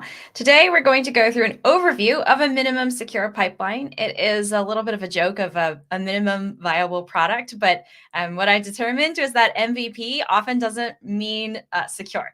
And so what I wanted to talk about today was when you are deploying, whether it be infrastructure or application, what is the minimum secure pipeline that you need to deploy it? And I get requested this topic a lot. I figured I should compile an overview.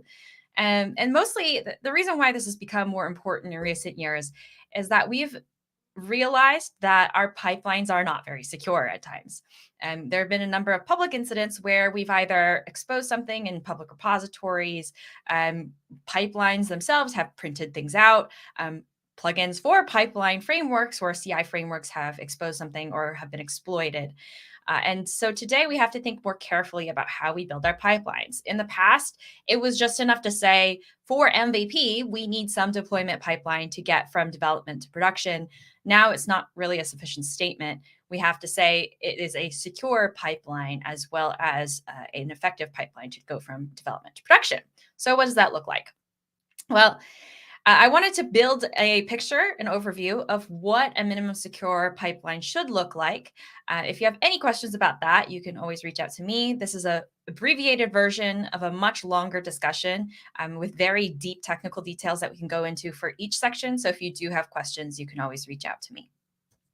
Okay, so our goal is to secure better and remediate faster. It's not to say that everything is secure and not to say that we're going to be perfect every time. But the idea behind a minimum secure pipeline is that we're going to better secure how our applications go to production and also remediate any problems that happen very quickly. Pipelines scale quickly as well, right? You can imagine that once you start with one deployment pipeline, you can copy paste it and scale it to many different applications. That's also from a developer experience standpoint, why you would bootstrap a lot of pipelines as well. So pipelines scale very quickly across an organization. And so it works to your benefit to learn how to remediate those quickly should something happen. Securing a CI/CD pipeline involves, I would say, 5 separate components: access control, secrets, runners, dependencies, configurations. We're going to go through all of them today very quickly. And again, we're not going to go into too many of the technical details, but I'll try to provide some concrete examples when possible. Let's start with access control. Access control is how do you access other systems? And in security, there's this idea of the principle of least privilege, and that's limiting a service's access rights to the minimum required targets or services that it needs. Least privilege is incredibly difficult. We strive for it every day, and the reality is it's an ever-changing outcome or an ever-changing goal that we're looking for. So it's really difficult to maintain.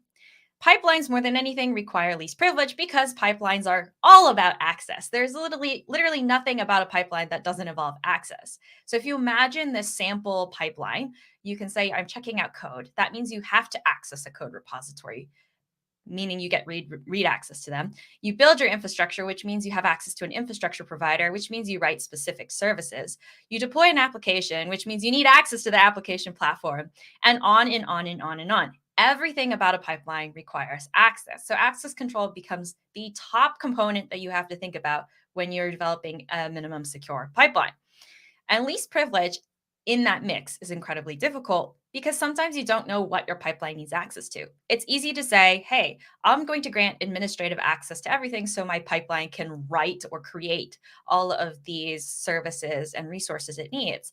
But the reality is it probably doesn't. And so trying to limit the amount of access that a pipeline needs can be very difficult. It's also an iterative process. The challenge of least privilege has a few solutions.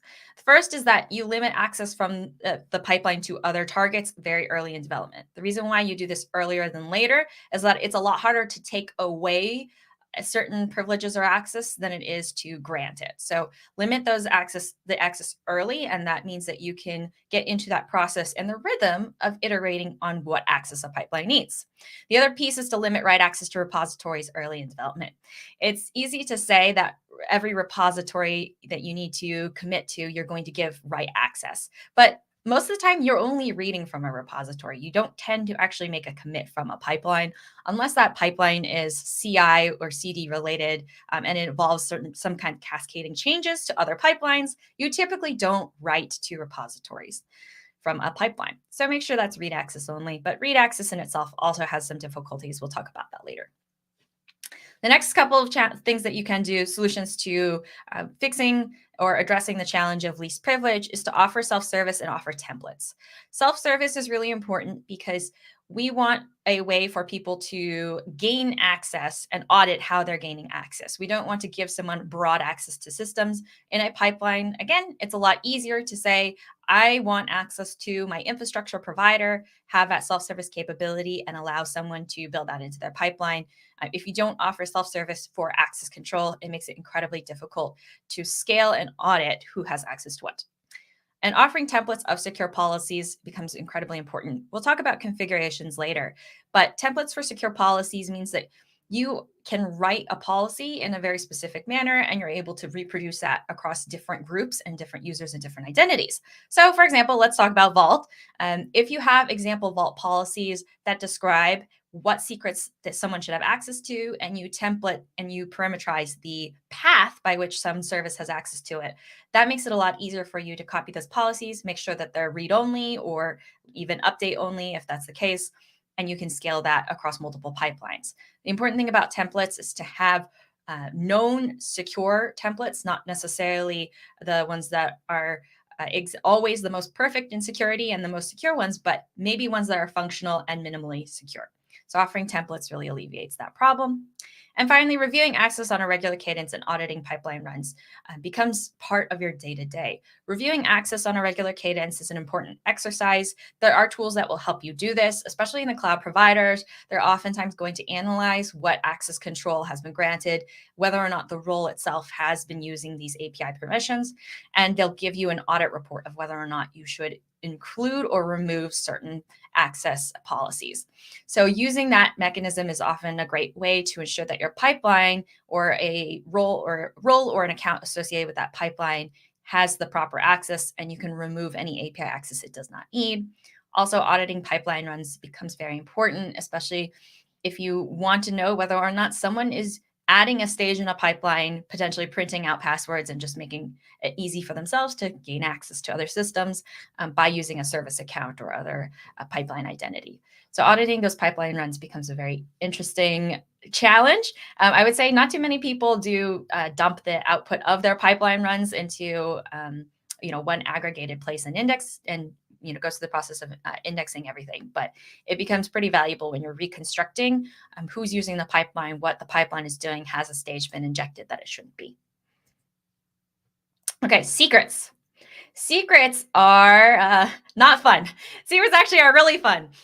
Secrets are sensitive information linked to access to a system or service. Pipelines, again, since they're all about access, naturally they have a lot of secrets because they need access. So you need API tokens, usernames, passwords, certificates sometimes. All of these secrets are usually put into a pipeline. And I think it's the biggest question that I get when it comes to CI/CD. Where do the secrets go? How do I get them into my pipeline securely? And it's really easy to accidentally print out something in your pipeline. For example, I've done this a few times already where I'll pass in some password information that I want to set using Terraform for, let's say, my database secret backend connection or something to Vault. And then it gets printed out in plain text. And then I'm like, no. So it's easy in some ways because I could rotate the password, but it'd be nice if I didn't print it out in the first place, right? If I wasn't using Vault and I wasn't using a secrets manager and I wasn't able to audit that I had printed it out and identify which pipelines were using the secret, I would have to do Plan R, which basically means regretting everything, revoking that password or username or token or anything that secret specifically, rotate it, find out where it's been referenced, replace it, and rerun. When you have to do this across 100 pipelines, you're exhausted. You spent a lot of time remediating the problem, and you've not done it that quickly. You've spent 2 days trying to figure out and identify which pipelines are using that secret. So it doesn't scale well. What is the alternative? Well, when you have a bunch of secrets, identify which secrets are being used. And if you look at your pipelines, I generally identify a couple categories of secrets, right? There are secrets involved in testing. Sometimes they involve certificates. There's maybe some user data, and there's usually some encryption keys that are available from a testing standpoint. And then when you think about general access, so this is not necessarily the testing stage, but this is when the pipeline has to deploy something. These involve username, passwords, tokens, and SSH keys. SSH keys are a little bit of a rarity when it comes to pipeline, but sometimes if you have, let's say, code repositories or other access to systems using SSH, this is probably one of those reasons that you have to consider the access again. And then when you have configurations, configurations is more on the infrastructure as code side. But when you're trying to pass in, let's say, a username or a password to a resource or a configuration, those you need to lock down, pipelines will often create them because maybe you're running some infrastructure as code to create it as well. So there's two sets of secrets that you have to think about when a pipeline does it. So to address the challenge of secrets, what are some solutions you can think about? Well, the first is to mask or omit in pipeline output. We say we are going to do this, and we don't always. I think a lot of the CI frameworks now have the ability to detect and mask pipeline secrets. So if you define it, then it will say, okay, I'm going to automatically mask those and redact them in the output. However, if you are using your own CI frameworks or you're using your own custom plugins to extend how a pipeline interacts with other systems, you may not be actually masking or omitting any of those secrets at all. So go through the process of checking whether or not the pipeline output for those plugins or any of the scripts that you're writing does mask those secrets. You know, if you, let's say, use like a bash script in your pipeline and you are printing out all of the commands, it's really easy to accidentally print out a password that you've set as an environment variable and you forget all about it. So certainly mask or omit those. And even better, use a secrets manager like Vault. If you are using something like Vault, it's an easy way for you to retrieve the secret and then store it in the lifetime of the pipeline that you're running. And then afterward, it goes away. So you could, if you wanted to get very sophisticated with it, offer a secret with that pipeline, with the life cycle that only lasts till the end of the pipeline run. So this is maybe more relevant for if you're using Terraform and you want to issue credentials for a cloud provider. Maybe you only limit the access to the lifetime of the pipeline of Terraform running. And then after that pipeline completes, then you revoke those credentials. So the other next thing that you can think about, and this again goes with the secrets manager, issuing new credentials per pipeline run. If you treat secrets immutably, this makes it a lot easier. So if you are going to create a pipeline run, you can link that to an identity and issue new credentials for that. You can also audit your secrets usage. Auditing your secrets usage allows you to link whether or not someone has used that pipeline secret that you've exposed, or someone else is just using that pipeline secret as a way to, let's say, get break glass access to production. But auditing the secrets usage is incredibly helpful for understanding whether or not there is something that is being run as part of automation, or it's being a break glass scenario or out of band from automation. Runners. Runners is the third component to a pipeline. And we don't talk about these as much because this tends to be an enterprise use case. But runners are resources that run pipeline stages or tasks. More often than not, we use a managed service. Sometimes we'll use the managed service CI framework and they'll bring the runners to you. You don't manage them yourself. So the result is that you might not need to secure it, but as you scale and you grow, you might decide to dedicate runners to run pipeline stages or tasks. And sometimes these runners are for sort of jump access to other parts of other systems. So there's a lot of interest in building your own runner, but you also have to secure that. There's two ways in which someone can use a CI/CD runner to get access to other systems. Well, someone can access the CI/CD runner directly using SSH to a virtual machine, and then that virtual machine, which is the runner, accesses other infrastructure. The other way someone might think about it is that containers are now a more popular runner for CI frameworks. So if someone accesses a CI/CD runner, they might use SSH, they might use something else, but within the runner itself, what they're able to do is mount the host file system, and the container can now access the host file system. So that means that they can exploit that, access the underlying virtual machine, which the underlying virtual machine can access code or files for other jobs. This is actually quite an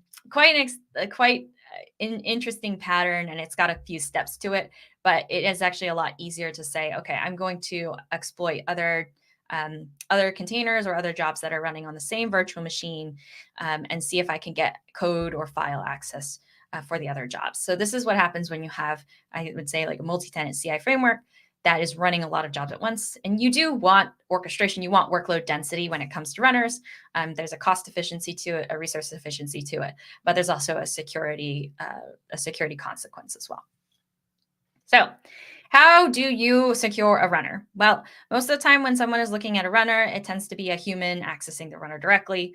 So when you configure your runner, make sure it's an authorized user, and you might consider allowing IP addresses over VPN. Runners, you building your own runners means that you do have the option to secure it over VPN. You could also potentially use Boundary or some kind of privileged access management tool to access that runner. And the runner, when it accesses the other services, whether it be infrastructure provider, a managed service, or secrets manager, should be an authorized account. So you want to make sure that the runner itself has a specific identity assigned to it, and you're assigning that identity, its own unique identity, to each of these services. And the second part of this is a network security requirement, which is allowing IP addresses for the CI framework. Now, the network requirements, which are kind of listed there, like IP address over VPN or IP addresses for that CI framework, are a little bit more difficult to maintain sometimes, just because you may not know what IP addresses the runner is associated with. So if you've got, let's say, a public CI framework and you want to secure your runner that way, you may or may not know what IP addresses the runners is supposed to be running on, and you may not be able to allow those IP addresses. So it may not be fully sufficient, which is why you have two layers, and that's why you have both of them act as compensating controls for each other. So how do we solve the challenge of securing runners? Well, securing runners involves a couple things. Use trusted or verified images. If you are running on a virtual machine or using container runners, make sure you're using trusted or verified images. Try not to use public images, mostly because you don't know what their update cadence is, and you also don't know what is necessarily going into them unless you're scanning for OS vulnerabilities. So that's the second part. When you bring your own runner, you want to make sure that you are using ones that you trust, but also ones that you've done your due diligence on, especially because it's easy to install a package and forget that you've installed it. So make sure that you have an image repository that you're relying on and you're scanning it on a regular basis. As a second portion to this, it's not sufficient anymore to say, I'm just going to use identity or I'm just going to use trusted images. You also want to define a network policy, and you also want to run a general system policy to run as non-root.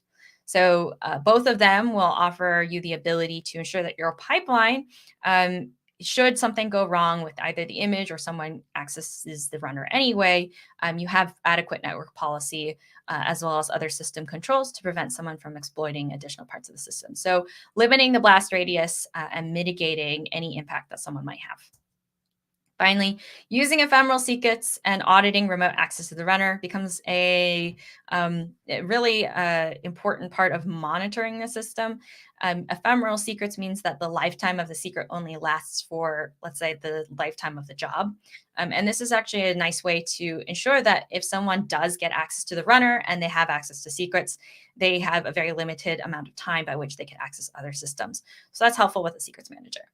And then auditing remote access to the runner becomes a little bit trickier. There are some points where auditing remote access isn't something you do for a managed service, a managed CI framework, right? A third party isn't necessarily going to give you all the audit logs for who's accessing the runner. Some do, some don't. But if you have, let's say, Boundary, and you're using Boundary to secure your runners, you can use eventing to audit the remote access to that runner and who's accessing through the runner through a Boundary worker, for example. So being able to audit remote access to runners is a really nice thing to have, especially when you have to go and reconstruct an incident. We're almost there. Dependencies. Dependencies are becoming more popular as a concern because dependencies are all about third-party code that you use for pipeline stages or tasks. We've been talking a lot about supply chain security, right? And so we talk a lot about third-party code that's not third-party dependencies or libraries that you're using in your application, but you actually use a lot more third-party code in pipeline stages or tasks. And the reason why is CI frameworks depend on plugins. If you're using a community CI framework, oftentimes you're using community plugins, and they may or may not be verified. So dependencies become a really important consideration to securing your pipeline. Let's look at this example pipeline. This is an example pipeline that releases my Go binary. And in this example pipeline, I check out some code, I set up Go, and I run Go releaser. What is not in this pipeline is I don't actually know if this action, in this case, it's a plugin for GitHub Actions, but I don't know if this action is verified or not. I'm just using whatever's out there. And then on top of that, I don't know if this action is pointing to a trusted source. I'm also not really sure if this is the correct plugin that I should be using either, right? So Go Releaser is really useful, except I don't actually know if I'm going to Go Releaser and getting it or I'm going somewhere else. So this actually becomes more problematic when you run your own CI frameworks and then you use third-party plugins that you don't otherwise know about. So in the case of, let's say Jenkins, you might have an unverified plugin that you're using. And that unverified plugin, if you haven't looked at the code, you haven't scanned it, might have something like a get files. And a get files method that will replace the project files or metadata, or it can have code that gathers information or code to siphon credentials. It's common enough now to just pull down a set of plugins and say, okay, this functionally gets me to where I need to be. Maybe this plugin references another system automatically for me, but you don't necessarily know what is in said plugin. And you could have some kind of code in there that has that is siphoning information to a third-party system. So what are some solutions to securing dependencies in pipelines? First, scanning for vulnerabilities within the plugins or third-party dependencies that you're using. This can be hard sometimes, and you may not know every single dependency that you're scanning, but it's still great to do the due diligence as much as you can. So if you can check your third-party plugins or dependencies, scan them just like you would do static code analysis on your own application code, that is a great way to ensure that you're not going to introduce something into your systems. Verifying checksums and signatures. This is actually pretty interesting as well. More recently, we've been talking about how do we verify that a third-party body of code is something that is, well, it's actually what we expect it to be and where we're expecting to get it from. Verifying checksums and signatures are an extra step in a pipeline, but now it's becoming more important to do as part of a minimally secure pipeline. We previously never really had to think about this. We just kind of said, okay, well, we know it's from an internal registry or a private registry, so we don't have to think about it. But now we're emphasizing more and more the importance of and the usefulness of open source tooling and third-party tooling, but we also have to make sure that we're downloading it from the right place and it is indeed the correct binary we expect to use. And second to that, use a verified registry. If you want to make it easier, you don't want to have to verify checksums and signatures in your pipeline directly. You might decide to do some initial pre-work to scan and verify those third-party dependencies and put them in a verified registry. There's a friction to this from a development standpoint, right? So you have to get the security verified before they go into the registry. But sometimes there are perhaps really important plugins that across the board you're going to be using across hundreds, if not thousands, of different pipelines. So you might as well put those common plugins into a registry and make sure you pin the versions for them. Finally, configuration. Pipeline as code is the ability to define delivery pipelines through source code. If you're familiar with infrastructure as code, pipeline as code is pretty similar. You're just defining pipelines. Pipeline as code makes it really easy to scale and reproduce different pipelines for different teams. It also has a really nice way of allowing you to template specific steps and use security testing or static analysis to check whether or not those templated steps are what you intend. So for example, I might have a couple of policies that I've written. One is test plugin checkout has fetch depth of 1. And this makes sure that fetch depth of 1 only fetches the main directory. It doesn't fetch everything. And so that's a policy that I'm going to have on my pipeline as code. I also have another policy that Go uses secure version 1.14, for example. I'm also checking whether or not a plugin release includes a signature. And if it doesn't, then I'm going to fail that as part of my policy. So there are ways that you could apply policy as code to pipelines as code as well. There's no limit to where you can apply it to. I mean, you could say you're going to use a regular unit testing framework, write a set of policies to verify and check YAML or JSON for these pipelines, templates especially, and say, okay, let me double check and make sure all of these stages are correct. Or you can say I'm going to use Oppa or any of the other policy as code frameworks that are out there. The challenge of securing configuration does have a few solutions. So the first is adding immutability to pipeline configuration. Rather than updating pipelines in place, most of the time you do want to try to template and offer pipelines for the 80% of use cases that are out there that are pretty common. So that means deploying an app, maybe running some data, science jobs or something. But the point is that you want to treat them by replacing rather than updating in place. So if a new pipeline configuration is going to be created because you have to add a stage like verifying checksums, replace all of the pipeline configurations. Don't really go copy pasting and updating all of those pipelines in place. Finally, offering pipeline templates with secure defaults is a good way to scale secure defaults. If you offer some templates available and pipeline configurations referencing those templates, it's a good way to ensure that you're cascading those secure defaults across all configurations. Testing pipelines as code. We test everything else. We even write tests for pipelines to run, but we don't often test our own pipelines. So at some point, you do have to test your pipelines as code, make sure that it's parsing the information correctly and the stages that you expect to be there are actually in that pipeline template. Finally, securing dependencies that allow arbitrary code or command execution. This is more common as an exploit now, so definitely consider either disallowing it or only allowing it on certain exceptions. Arbitrary code execution can do a lot of interesting things to a runner or to generally a pipeline system. So securing dependencies that do allow that goes a long way to making sure your pipelines are minimally secure. Oh, yes. And finally, audit changes to pipeline configuration. Of course, if you're doing pipeline as code, you're using version control. So maybe this isn't so bad. You have version control, you have commit history to identify who's made changes to pipeline configuration. All right. So in summary, we went through very, very, very quickly the 5 components you need to think about when securing CI/CD pipelines and getting a minimally secure pipeline. Access control is probably the top of the list because your pipelines are all about access. If you start with least privilege early, least privilege access early on allows you to get into the rhythm of adding access. It's much harder to take away access once you've gone to production because you are you live in existence of fear of taking down production. So if you make sure that you limit the access early on, you get into this process of understanding the minimum access that you need in order for the functionality to continue. Secrets are certainly a big part of pipelines. Again, that's the way pipelines access other systems, but also pipelines create secrets.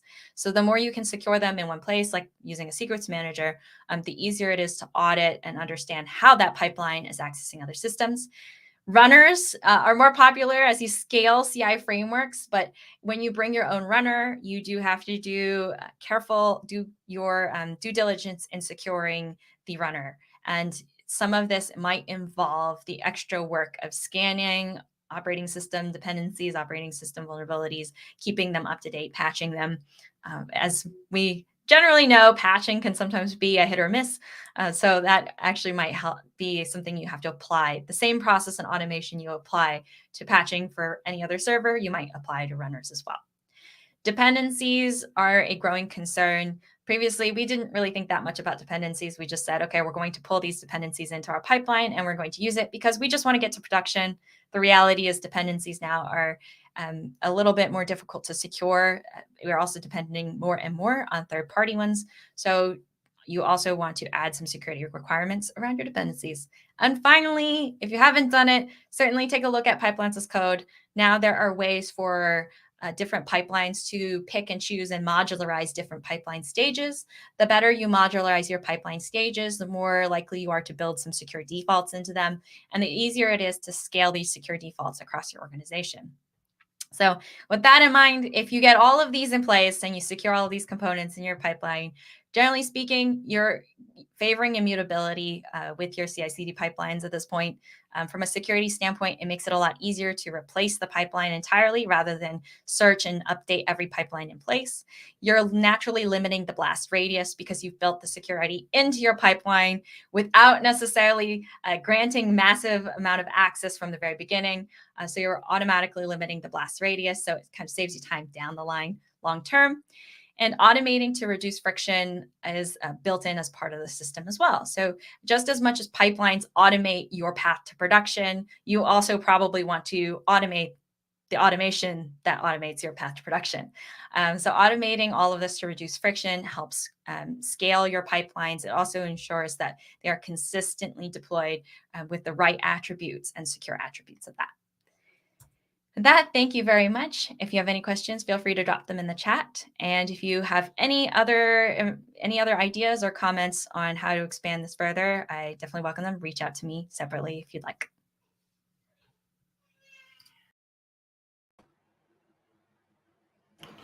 Wow, that was amazing, Rosemary. Absolutely amazing. I actually smell another book coming on. I think the people are going to be calling for another book. So be ready. Be ready. I'm happy to broker any deals, because the famous author is going to need to be looked after. But yeah, no, that was brilliant. Absolutely brilliant. I echo completely a lot of the messaging within that presentation. So thank you so much. We're going to move on now. We have Japneet Sahni, who is a distinguished engineer with 12 years experience in DevOps automation. So that builds on quite nicely from Rosemary's talk. Japneet is going to discuss leading a privileged life without leaking secrets. And indeed, that is privileged. Thank you so much, Japneet, and take it away.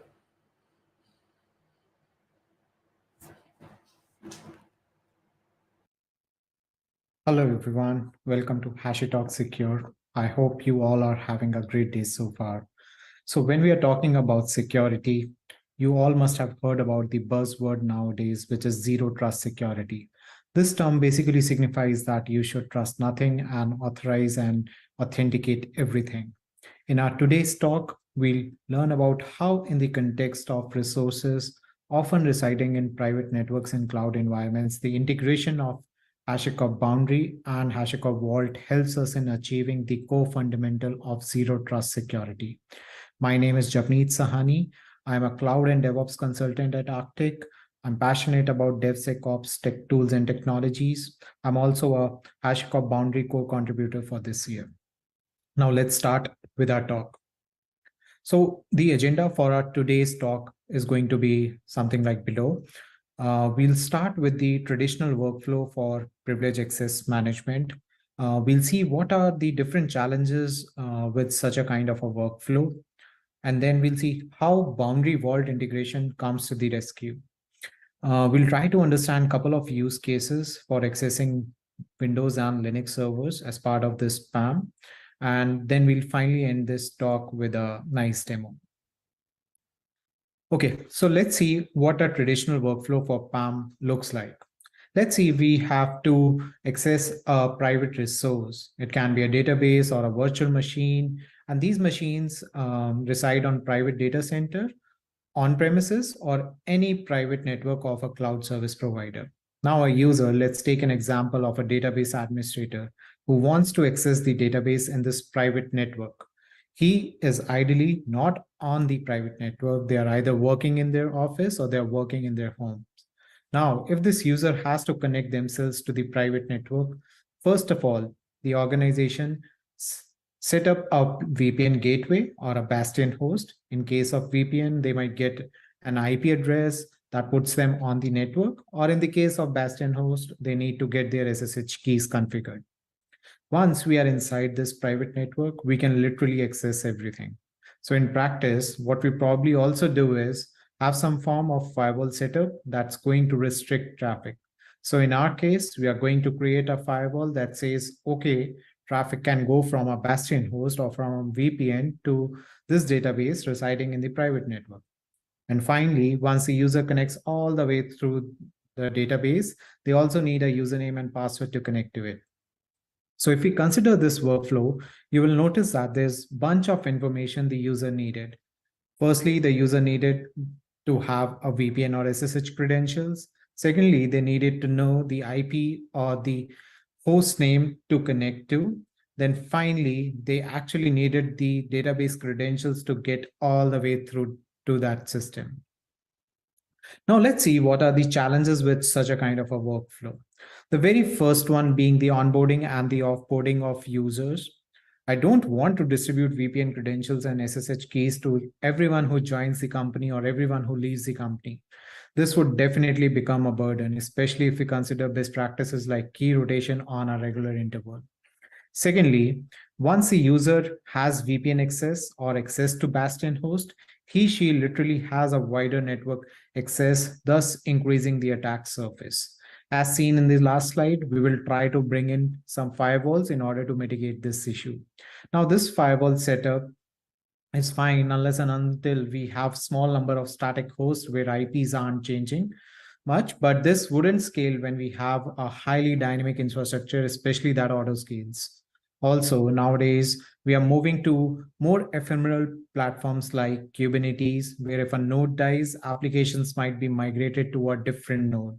We're also adopting more serverless things where you really don't think about a host or a node or an IP anymore. It's really about this logical service that you're trying to route to. With all of these, we are really moving away from relatively static infrastructure to much more dynamic infrastructure. Lastly, if I have to expose database credentials directly to my user, what happens if those get exposed or compromised somehow? I don't want to have a static, long-lived credential that gets leaked. Someone might store it on their laptop, or they might put it on a Confluence doc, which might be exposed to internet, or they might paste it onto a Slack conversations or get saved into a log file somewhere. Ideally, why should I even give those credentials directly to an end user? So the question is, how do we move away from static credentials and instead create a credential on demand that's short-lived and we can revoke it when we don't need it anymore? So there are a number of challenges in this workflow. And if we have to move towards zero trust security philosophy, wherein I really don't have to trust my private network, I definitely need to do something differently, right? And this is where HashiCorp Boundary and Vault integrations comes to our rescue. So now let's see how Boundary Vault integration will solve all these challenges which we discussed with the traditional workflow. Firstly, with the Boundary, every user is going to log in through our identity provider. If your organization already uses Azure AD or Octa or any other IDP, the Boundary administrator can configure the same IDP for authentication. Once authenticated using this IDP, you prove that you are a valid user. Now, when we talk about onboarding and offboarding of users, it is just about adding or removing those folks from the IDP. There's no additional step of distributing VPN or SSH credentials or rotation of SSH keys. Thus, we solve the authentication very easily with Boundary. Now, once the user has authenticated, there's going to be an authorization based on certain set of roles and permissions. So we are going to have a role, and that role is really going to drive our role-based access control. For example, in our case, our database administrators, they get access to databases and web developers get access to web tier. But we aren't going to specify this role for a single host or a single IP. It's actually going to be at the logical service because that's what we really care about now. This is really important because the logical service lets us elevate from the details that are dynamic. You can basically differentiate between these logical services in a cloud service provider using tags like Azure tags, AWS tags, GCP tags, right? Database can have a database tag and a web tier can have a web tag. So if database administrators have to connect to database, the set of databases can be dynamic, the IPs can come and go, they can change, they can be scaled up and down, but the overall control remains the same. So we have now solved the authentication and the authorization part. The user is authenticated and authorized to connect to a certain set of host targets based on his roles. Now, once the user sees this host and clicks on connect, we'll see this in our upcoming demo. The Boundary will directly establish a connection to the target system. One of the key advantages of this approach is that you will not be specifically bridging the client onto the private network. So we stay in the line with sort of a zero trust network philosophy where we are not bridging those users onto this private network. Finally, let's talk about those scary static credentials, right? This is where HashiCorp Vault comes into picture. HashiCorp Vaults is a secret management tool from HashiCorp, which is capable of generating dynamic and short-lived credentials through its different secret engines. These secret engines can generate dynamic credentials for any kind of database. It can generate, rotate LDAP passwords for Active Directory, or it can even generate OTPs for Linux machines. These credentials are tied up to a TTL, or in some cases can be used only once. Boundary integrates seamlessly with Vault to broker the credential, which will then be used when the user connects to the target system using Boundary. So if we have to summarize all the previous slides, you will notice that Boundary users will authenticate to Boundary using an identity provider. Once authenticated, they will see only certain set of hosts or targets which they are authorized to see, courtesy roles and permissions. Finally, they make a proxy connection to the target system using Boundary and gets the dynamic credentials for the target system from HashiCorp Vault. These set of credentials will expire after certain TTL or can be configured to be used only once. Okay, so now let's see a couple of use cases for this privilege access management, right? So let's talk about the first use case. My first use case is about accessing some domain joined Windows servers using OpenLDAP secret engine, right? So now let's see what should the workflow for such a use case look like. So the Boundary user will connect to the Boundary desktop application. Once he's connected to the Boundary desktop app, he's going to authenticate himself by the authentication method, which the Boundary administrators might have configured. So in our case, let's take an example that the authentication method is Azure Active Directory. So once the Boundary user is authenticated using the Azure Active Directory, the next thing what he's going to see is a set of hosts to which he is authorized to make a connection to, right? So user will select a particular host and he will click on the connect button. So as soon as he clicks on connect, right, what is going to happen is a request is going to be sent to HashiCorp Vault for generating or retrieving the credentials for that particular user. So now what is happening in the background, right? So now this HashiCorp Vault, so what we have done is we have enabled OpenLDAP secret engine. And what does this secret engine do is this is tied to your Windows server's Active Directory.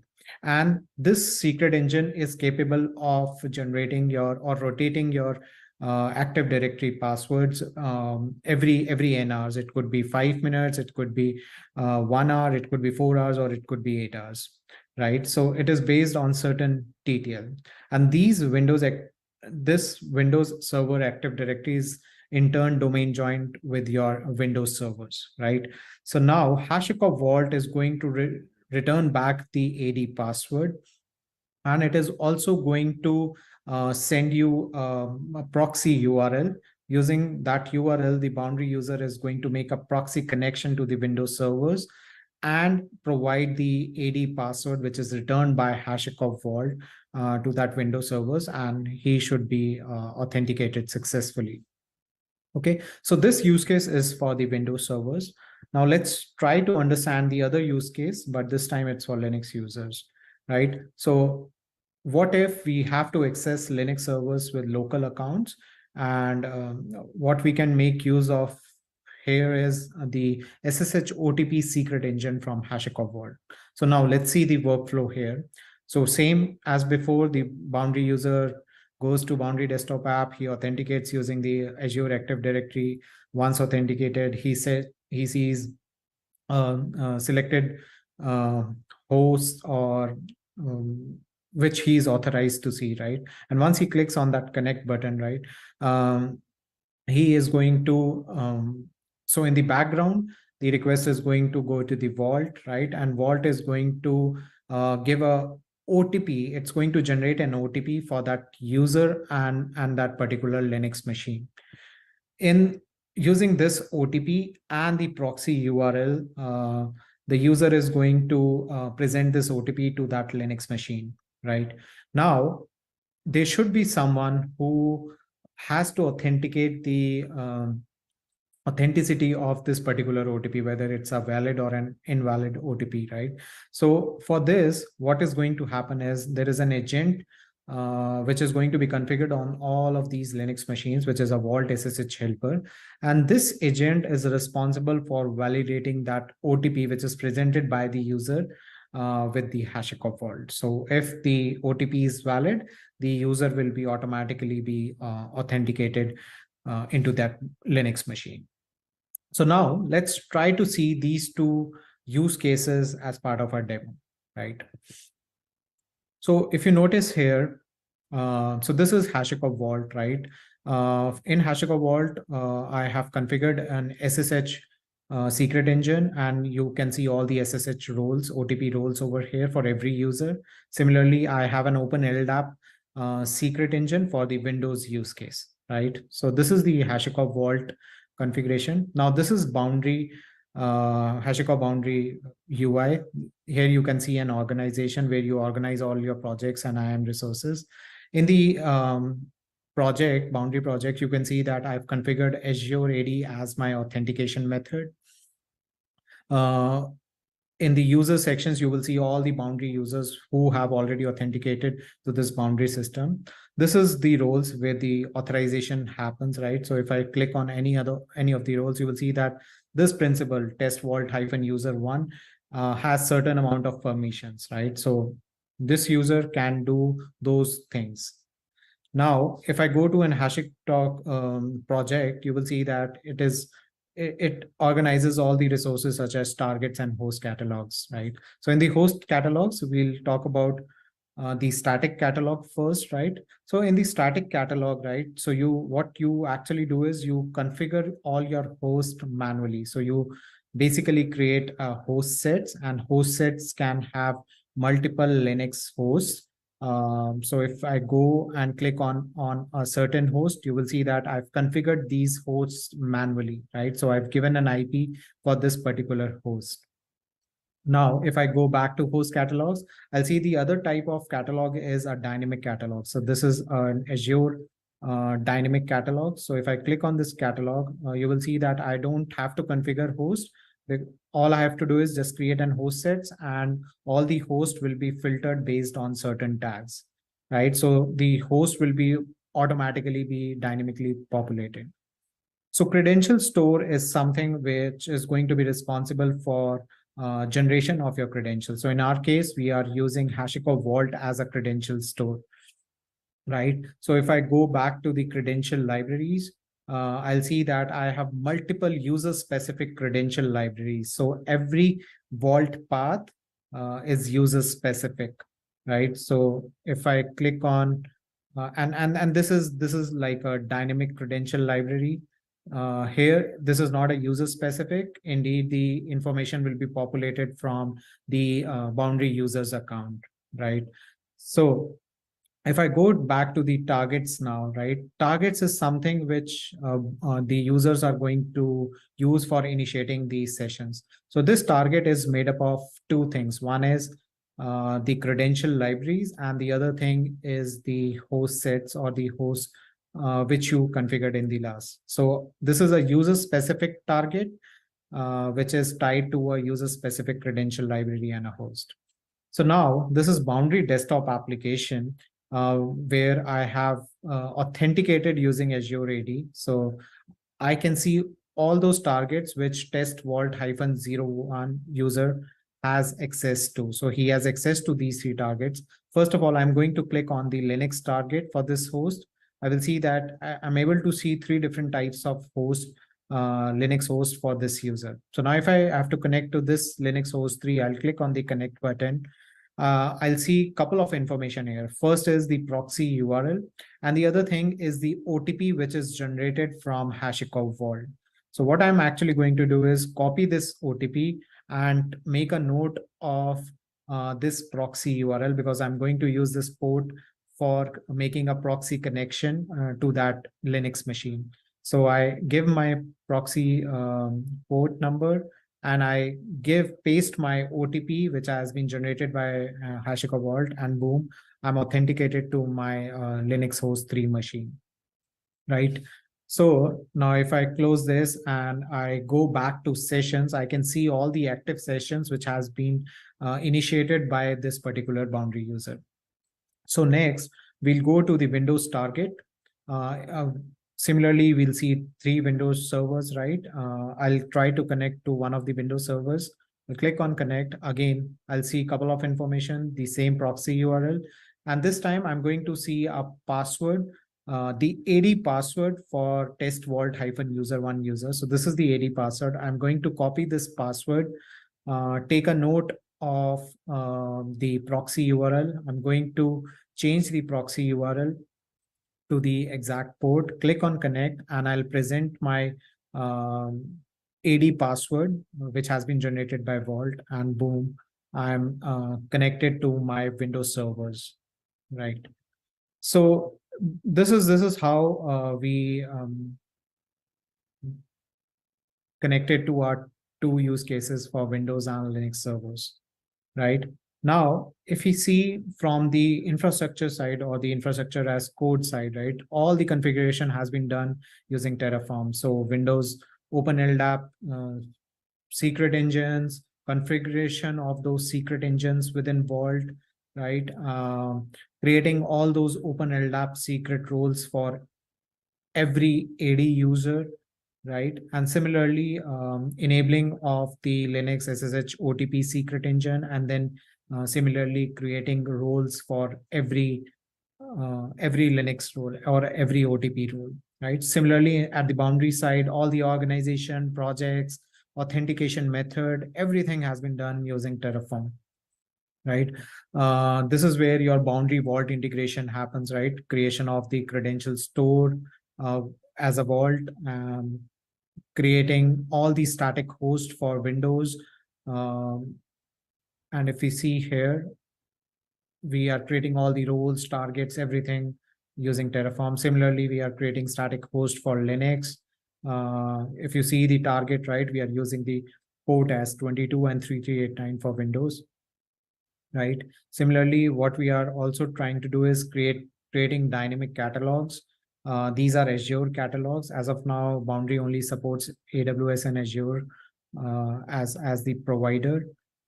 So we are creating the dynamic host, and this is where we are creating host sets based on certain tags within Azure, right? So yeah, this is from the demo perspective. So now I would like to take an opportunity here to highlight one of the challenges we faced during the implementation of the use cases I just demoed, right? So you would have noticed that during the demo, we created a lot of user-specific targets in Boundary. The challenge was that the credential library paths, which you see in the middle column of the before scenario, right? These are user-specific. And if you need to tie these credential library paths to targets, the outcome is a user-specific target. And this is what resulted in resource sprawling for us. For example, if you have 1,000 users, this will result in 1,000 targets being created in Boundary. So we went back to HashiCorp and closely worked with the HashiCorp Boundary product management team to highlight this issue. And later in version 0.11.1, Boundary was released with a new feature of credential templating, which made our lives so easy. So as part of this feature, you will notice that the credential library paths can now be templated and can be populated with Boundary user or the account details. Thus, you no longer need to maintain targets for each user and can configure one target with one credential library for all the 1,000 users. So yeah, that sums up my talk for the today. Thank you very much for joining this talk. Have a great day. Thank you.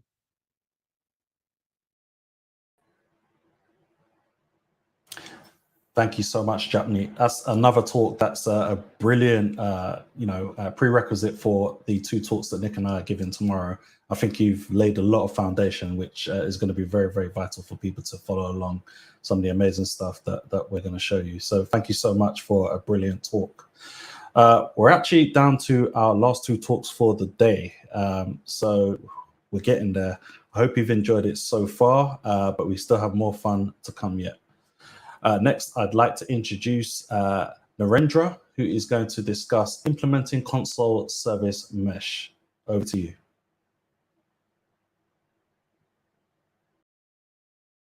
Hello, everyone. Welcome to the HashiCorp Secure event. I hope all of you are doing good. My name is Narendra, and I work as a senior DevOps engineer with Ignite. And today we are going to talk about a journey towards implementing service mesh. So let's move to that. I'll share my screen. Put this into presentation mode. And I think we are good to go. Before we begin this, I just wanted to share that we being backend developers, we are not very good at formal presentations. The rate at which we speak is equivalent to the rate at which we type on our keyboards. So if you see something amiss with this presentation, I've shared my contact details on this slide. You can just let me know, and I'll try to better myself for the future. So with that, we'll just move to talk for today. So we are going to speak about service mesh. We are going to talk about our journey towards implementing service mesh. So for the next 25 to 30 minutes, I'll be bombarding with you a lot of information about service mesh. So I hope it makes sense to you, and at the end you will be able to take something back. So with that thought, let's start. So agenda for today's talk is we'll first start with establishing what is service mesh, and then we'll have a look at the setup for which we are implementing service mesh, and then move towards the implementation where we'll discuss how we implemented this idea of service mesh into an actual solution. And then we'll have a look at the customizations or the fine tuning that we needed to do to meet our requirements for service mesh. And towards the end, we'll discuss a bit about the blue-green or canary deployments POC that we did from service mesh. So moving on to the first one. So what is service mesh? A lot of members on this talk already must be aware of what is service mesh, but we could also have some members who are joining in for the first time. So for them, let's just have a brief overview of what is service mesh. So you can think of service mesh as this dedicated infrastructure layer that allows you to make your services connect to each other in a secure manner. So service mesh does this by providing an identity to each of your service so that they can establish a trust with the other services and connect with them in a secure manner. It does so by allowing some capabilities transparently, like security, traffic management, and observability without you requiring to bake them into your code. So what are these capabilities? Let's just have a look. So these are some of the advantages of features that service mesh offers. In the interest of the time, we'll not go into the depth of these features. Most of them are self-explanatory, but I just wanted to highlight is the ones in the greens are the important features that we have implemented. And ones in the orange are the ones we are going to implement in the next iteration. So why Consul and why not any other service mesh solution? The primary advantage we get from Consul is that it is cross-platform, in that it supports both VM and Kubernetes. And here at Ignite, we have workloads running both on virtual machines as well as Kubernetes. So Consul gives us a unified service mesh that covers both these platforms together. Also, Consul covers all the important service mesh features in terms of security, observability, or traffic shaping. Also, we get something called as intentions with Consul. So with intentions, the service admins can configure which service is allowed to talk to which service, and only those service would be allowed to connect, and any other traffic would be disabled in the network. So this pushes us towards zero trust security. Also, one important feature about Consul is the escape hatch overrides feature. With this feature, in case if there are something that Envoy supports but Consul has not yet implemented, we can even use those features by passing raw Envoy config via Consul to the Envoy sidecar. So we'll have a look at this in detail in the later part of the presentation. So this is one of the important features. And then Consul is already highly available, stable, been there for a while, and it's a proven solution. So it helps, and we are already using Consul for our service discovery needs. config management via key value storage, and console template for our templating needs. So it makes sense for us to extend this with a service mesh solution. Rather than going with another solution, just extend console to fulfill the service mesh requirements. Also, let's just look at some of the concerns with respect to service mesh. So service mesh is a complex setup. It requires some learning curve. Also, console becomes very critical now that use it for a variety of use cases, including service mesh. So we'll look at in the later part how we have implemented and how we overcome these challenges. So moving on. So we talked about service mesh, but how does service mesh actually work? So let's try to understand with an analogy. So let's say we have two services: a web service which speaks to an API service. With the introduction of service mesh, you'll have two sidecars, one each next to the service. So web service will have a sidecar next to it, and the API service would have a sidecar next to it. In console service mesh, we use Envoy as the sidecars. So the traffic from the web service would be going to this sidecar, and then this sidecar will securely transmit that traffic over the network to the destination sidecar, which will then pass it on to the API service. So all the shifting, all the routing of the traffic is done via the sidecar, but the logic to where to route, how to route is dictated to it by a console through the Envoy XDS API. So you can think of console as the control plane, which controls how the traffic would be routed, and you can think of Envoy as this data plane in terms that it does the actual routing of the traffic. Also, a bit of other terminology around service mesh. So the application for the sidecar is called its local app. So for this sidecar, the web application would be its local app, and for this sidecar, the API application would be its local app. Also, the application that makes an outbound connection is called the downstream application, and the application which receives the traffic inbound, it's called the upstream application. So moving forward, so we spoke about Envoy in the last slide. Envoy as our sidecar proxy. So how does Envoy look like? Let's have a look at the high-level architecture for Envoy. So continuing from our past analogy, let's say the web service sends traffic to the sidecar. So the web service, which is the downstream service, it will send a traffic to the Envoy sidecar. Now, Envoy works in a threaded model with one thread dedicated to the server management, and rest of the threads handle the actual data. So the traffic, when it comes to Envoy, one of the worker threads will accept the traffic via the listener module. So the listener is the first component which the traffic interacts. So listener accepts the traffic inbound, and then does some pre-processing on the request and runs it through a set of filters like the router filter, the rate limiting filter, distributed tracing filter, logging filter, authentication and authorization filter, and so on. So after applying those filters, it passes on it to the cluster. You can think of cluster as a collection of endpoints of a similar or a logical service. In our case, we can think of cluster as a collection of instances or endpoints for the API service. So once the downstream or the web traffic comes to Envoy, the listener will accept the traffic, apply a set of filters, and then pass it on to the API cluster. And from API cluster, one instance or one endpoint would be selected by the chosen load balancing strategy, and then the traffic would be passed to that instance, that API service instance upstream. So this is the high level or overview of the how Envoy works. So now we established what is service mesh and how does it work. Let's just also have a look at the setup for which we are implementing service mesh. So we are implementing service mesh for Ignite. Ignite is a content collaboration, security and governance platform.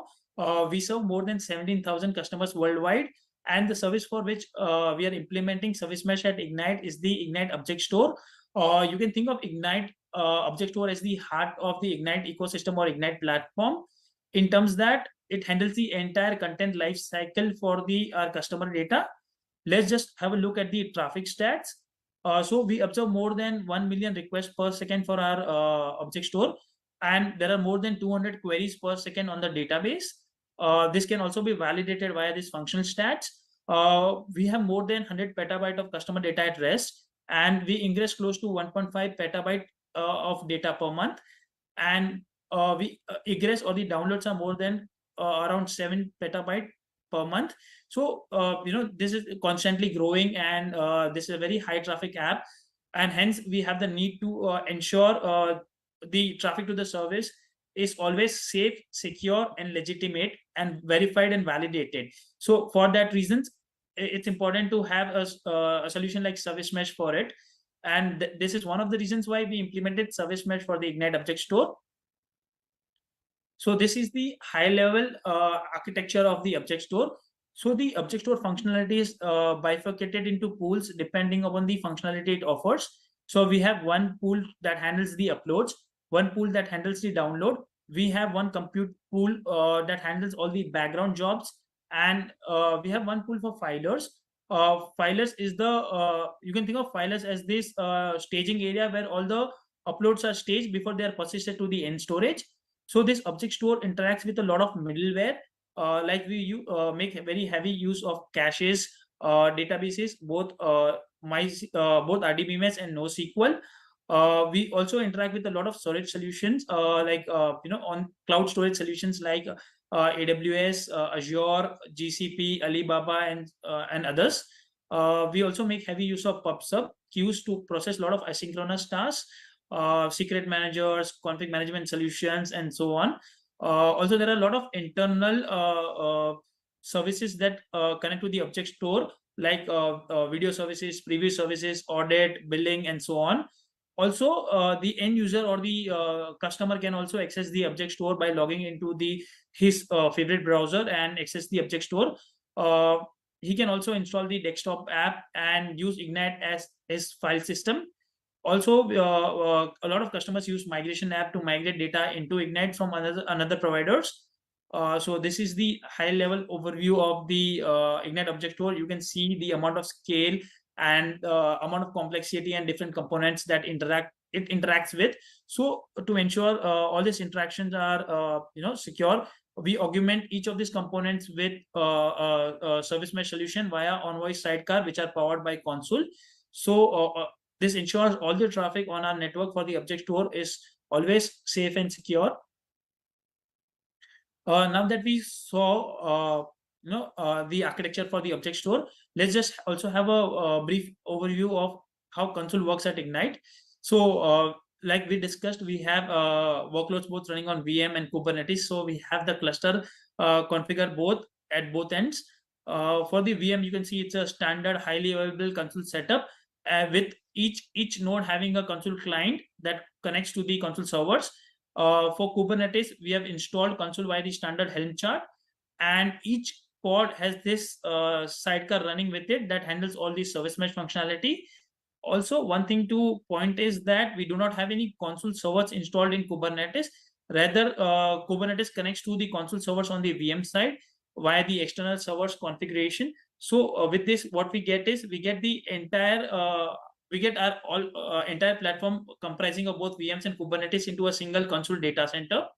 So that is actually helpful for us. So a bit of stats around Consul. So for the VM infrastructure, we have close to 4 production DCs. Each has its own Consul clusters, and we run more than 500 Consul client nodes per data center. The functionality which we use Consul for is we use Consul key value for a config management. We use Consul template for a lot of our templating needs. We use service mesh, which we are discussing in this presentation. We also make use of the Consul API and Consul SDK for our various needs. So that's about the VM infrastructure.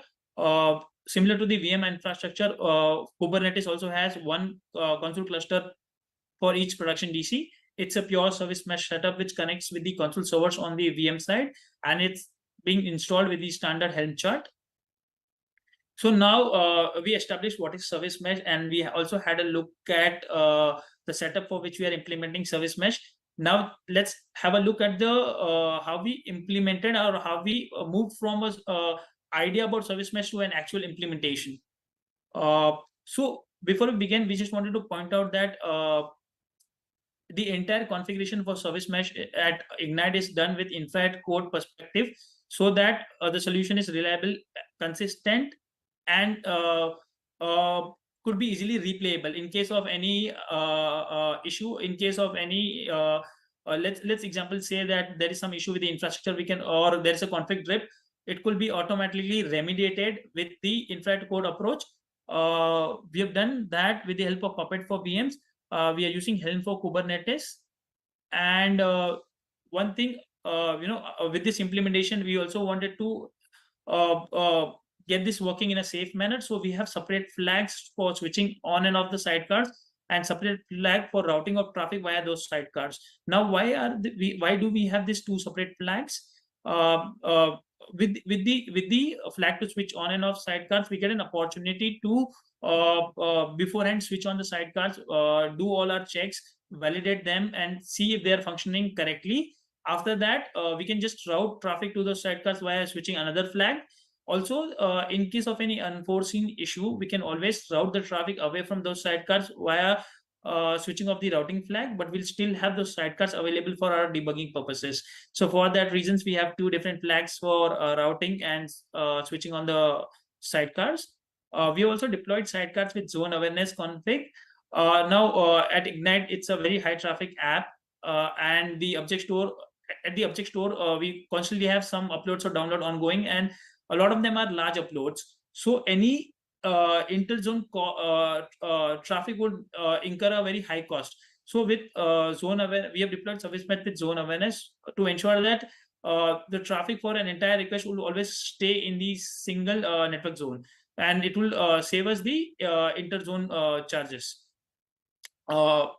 With that, we also configured Envoy with hot restart for our virtual machines. So the default configuration for Envoy with Consul Service Mesh would drop connections when Envoy is restarted, but we didn't wanted that. So for whatever reason, in case if we had to restart Envoy, we want it to handle connections gracefully, in terms that it will not drop connections and wait for the existing connections to complete and then move forward. So for that, we have configured hot restart for Envoy. Another important aspect that we need to keep in mind, which we also had to take care of, was tuning the timeouts. So by default, Envoy comes with some default timeouts, but those might not be suitable for our use cases. For us, especially this Envoy route or request timeout was of 15 seconds, but we have frequent uploads and or downloads, and a lot of them are long running. So for that reason, we had to tune this 15-second default timeout for to make it suitable for our requirements. Now with this, we have configured service mesh in our environment via Puppet Helm. We also have flags to switch on and switch them off. We have configured hot restart to protect us against dropping connections. We have tuned the timeouts to make it suitable for our requirements. But after that, we also did some functional and performance tests to validate that the solution meets our requirement, is correct, and we do not see any errors or any regression issues happening due to the introduction of service mesh. So we did some functional and performance tests.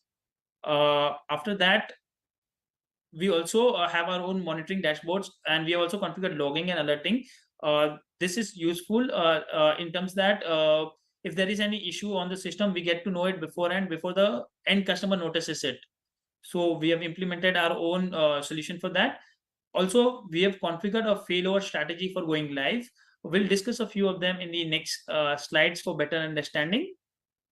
So in the last slide, we spoke about the testing which we did. So these are some of the test cases that we ran to ensure that service mesh doesn't introduce any functional issues. Apart from this, there are various other automated test cases that run in our infrastructure, which due to security reasons I can't share. But these are some of the important test cases that we ran to ensure that the functionality is not hampered with the introduction of service mesh. Also, with the performance team, we measured the response time and the throughput post introduction of service mesh, and we didn't saw any barriers towards implementing service mesh. So let's move on. We also configured monitoring with the Prometheus Consul SD plugin. So Prometheus can auto discover any services that has been introduced in Consul, So with that, we automatically have any service into monitoring by default whenever it is configured in service mesh. Other thing that we wanted, we had to tune was increasing the maximum connections per client for the Consul client on the Prometheus node. Our application being a very high traffic app, we have lots of nodes, sometimes 500 to 600 nodes at peak hour traffic hours. And the default connection limit on the Consul client for the Prometheus node was 200, which was not sufficing our requirement. So we had to tune it as per our requirements. So the maximum connections per client on the Prometheus node for Consul client had to be changed as per our requirement. So that was the change we did. Then we have configured our own Grafana dashboards, which has all the important metrics in terms of the number of requests, number of connections, rate at which connections are getting formed, the rate at which requests are getting formed, how many of the requests were successful or 2x, how many of them were errors, in terms of how many of them were 4xx or 5xx. We also measure the latency for our requests in terms of percentiles. So we have numbers for P99, P90, and P95 percentile.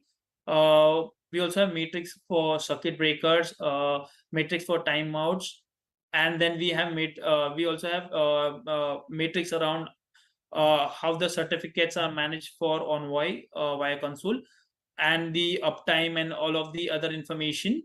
We have configured logging with Puppet and Logstash. So any new app that is introduced to Service Mesh will automatically have logging configured, and all these logs are then pushed to a centralized ELK solution where we can do an detailed analysis on them. For alerting, we have dedicated Slack channels for alerting. We also get paged for critical events like sidecar down or traffic anomalies. So we have ensured that while we have a strong service mesh solution with which take care of all the important aspects, we have also ensured a strong monitoring, logging, alerting, so that we do not allow any issues to seep into the end customers. So we have taken care of that. Now let's just speak about the rollout approach that we took. So we followed a slow rollout with failover support. This is to ensure that with the introduction of service mesh, if there are any issues, our end customers doesn't see it.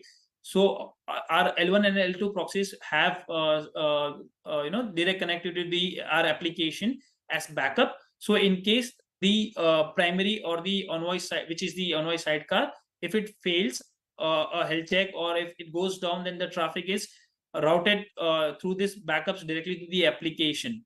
So the end customer doesn't see an issue, and we can quickly fix the service mesh issue in our infrastructure.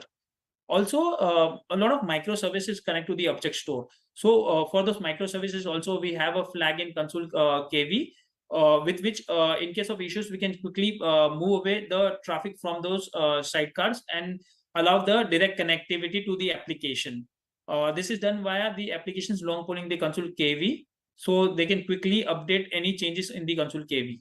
So with this the aim is to ensure that we release something like a complex solution like service mesh, which gives us a lot of advantages in terms of security, observability, and traffic shaping, while also ensuring our end customers doesn't see any issues. And this is a temporary arrangement. Once we are confident about service mesh, we can remove this. We'll be removing these backups to ensure all the traffic goes only via secure service mesh channel. So this is about the rollout.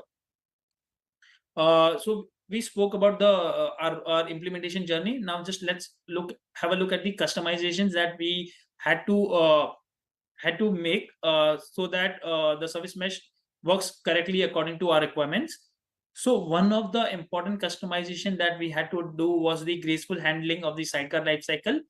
So by default, when Consul injects the sidecar on the Kubernetes pod, it starts at the end after all the application containers have started. Now this is a bit of problematic because our application being high traffic, they start making connections to dependent services as and when they start.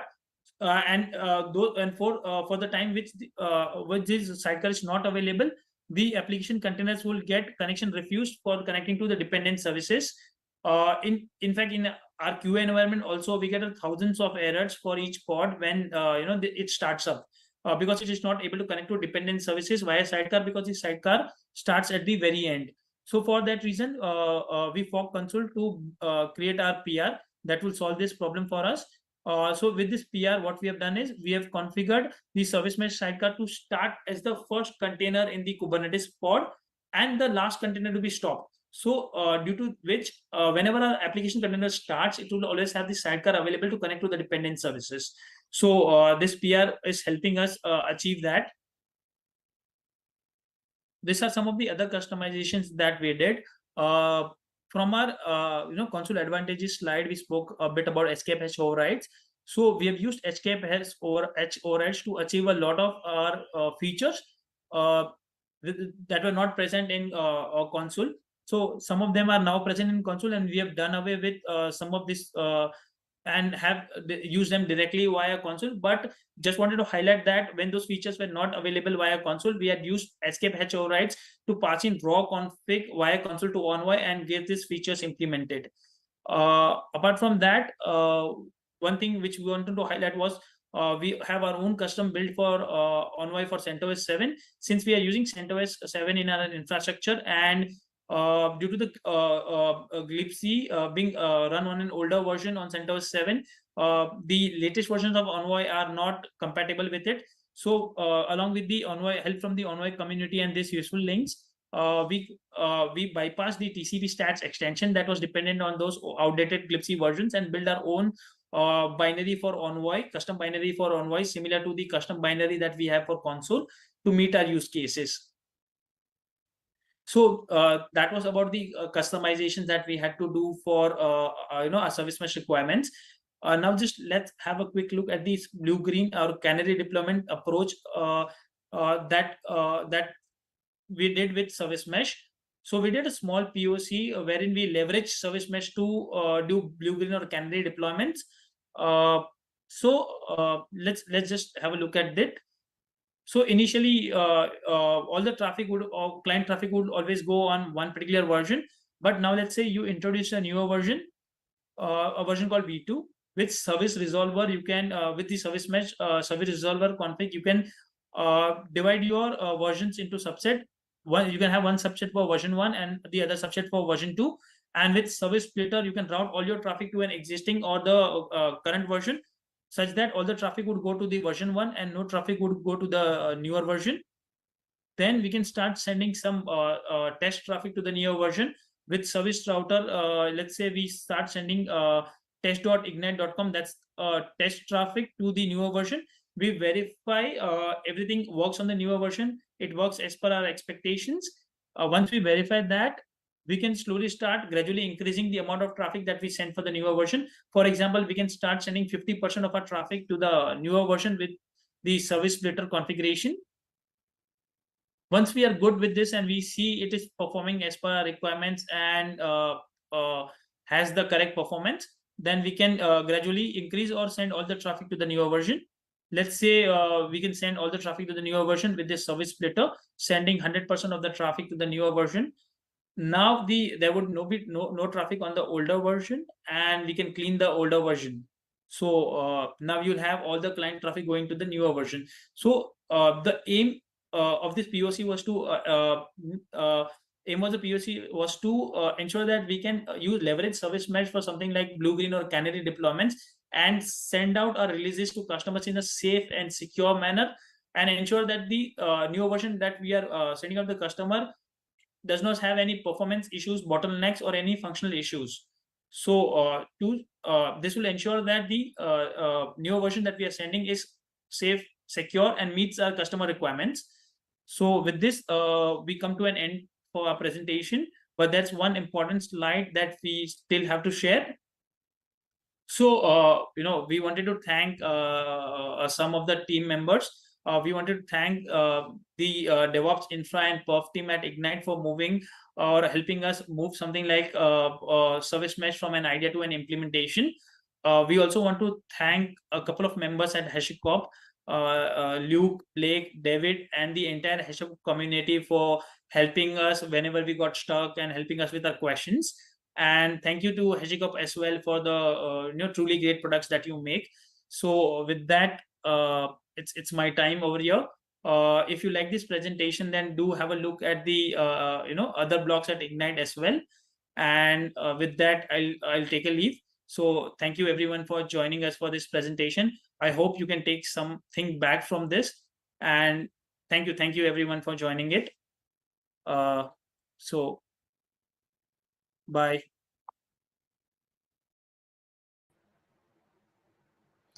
Thank you so much, Narendra. That was a fantastic presentation. It's always good to see how people are using Consul, not just for their networking purposes, but to understand how they're using the network layer to increase their security posture. So fantastic talk. Right, we are down to our final talk of day one, right? We still have more fun to come tomorrow, but this is the final talk for today.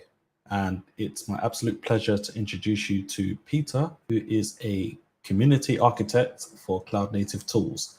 And Peter is going to be discussing Oppa, or Open Policy Agent, whatever you know it as, and how you can use these policies to secure HashiCorp cloud platform. So over to you, Peter. Hey everyone, Peter here. Today we're going to talk about Oppa-powered policies for Terraform Cloud. And so let's start off with a little about me. I am Peter. I work for Styro. I'm the community advocate for the Open Policy Agent project, or Oppa. And so I'm a professional community builder. I'm also a retired digital nomad. I've worked and lived in 25 different countries, and I'm a strong believer in contributing to open source. So let's start off and talk about the tools that we're going to be working with today. Right, you guys are at HashiTalks, so you are probably very familiar with Terraform and Terraform Cloud. Terraform being an infrastructure as code tool, and then Terraform Cloud being a control plane to let you manage this with a SaaS front end. And so inside of that, what you may be less familiar with is run task, or a webhook that you can use during the planning of your Terraform plan, or when you're running a Terraform plan inside of Terraform Cloud, to call a webhook to integrate and access other tools and features alongside or in addition to your Terraform plan. And in this case, we're going to be using this webhook to call out to Open Policy Agent in order to enable more guardrails around what we want to create with Terraform. So with that, you may not be as familiar with Open Policy Agent. So I'll dive a little bit into what Open Policy Agent is, right? It is a general purpose policy engine, right? And so this is going to allow you to enable fine-grained access controls and use a policy as code model in order to define the policies that are going to protect your system, right? And Oppa is not a new project. It's been around for quite a while, and it has a graduated status in the Cloud Native Computing Foundation, along other tools you might have heard of, like Kubernetes or Prometheus, right? It's also been wildly popular. It has hundreds of millions of downloads, as well as thousands of stars on GitHub.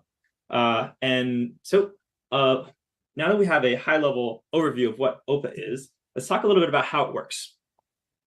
And so here we are displaying the decision model, right? And so at the top here, we have a request, and this request is going to come from the service you're using. And in this case, the service we're using is Terraform or Terraform Cloud, to be more specific, right? And so this service is going to send a request to Oppa, right? And so this request is going to be in the form of a JSON packet, right? And so we can see this in the orange highlighted on the left here, right? And so this JSON packet is going to contain the information within the request. And in this case for Terraform, what we're going to be doing is packaging up the Terraform plan and outputting it as a JSON object, right? And so when you output the Terraform plan, essentially what it's going to be showing are all of the resources that are going to either A, be created, or B, be changed, or C, be deleted, right? So now we have all of the actions that need to happen in order for your infrastructure to match your desired state, right? And so that change configuration is what's going to be sent to Oppa. Oppa is going to take that information, that input package, right? And it's going to Oppa is going to compare it to any policies that have been defined, along with any additional data that may augment that policy decision, right? And so these three things come together in order for Oppa to tell the service what should or should not happen. And so with that, you may have a policy that states that some resources like EC2 instances need tags. You may say certain things like public IP addresses are banned, right? There's a lot of policies that you could put around your resources in order to defend them or defend the larger system as it may, right? And so now we have, just to recap, the request coming in from the service, Oppa comparing, creating a decision, and sending that information back as a new JSON object. And that's the full decision lifecycle there.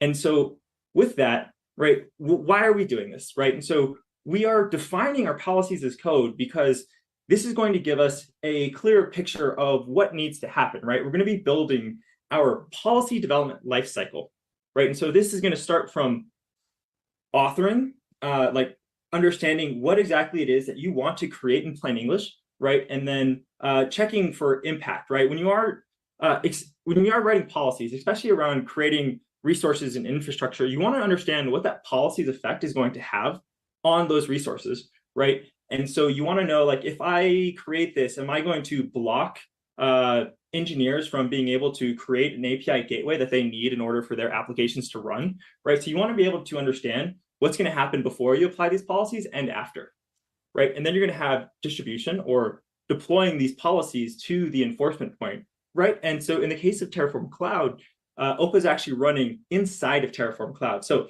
it's just getting it into the interface so that we can use it, right? And then moving this into monitoring or understanding what these results are, or getting that feedback from the system when you apply these policies and when they actually get run.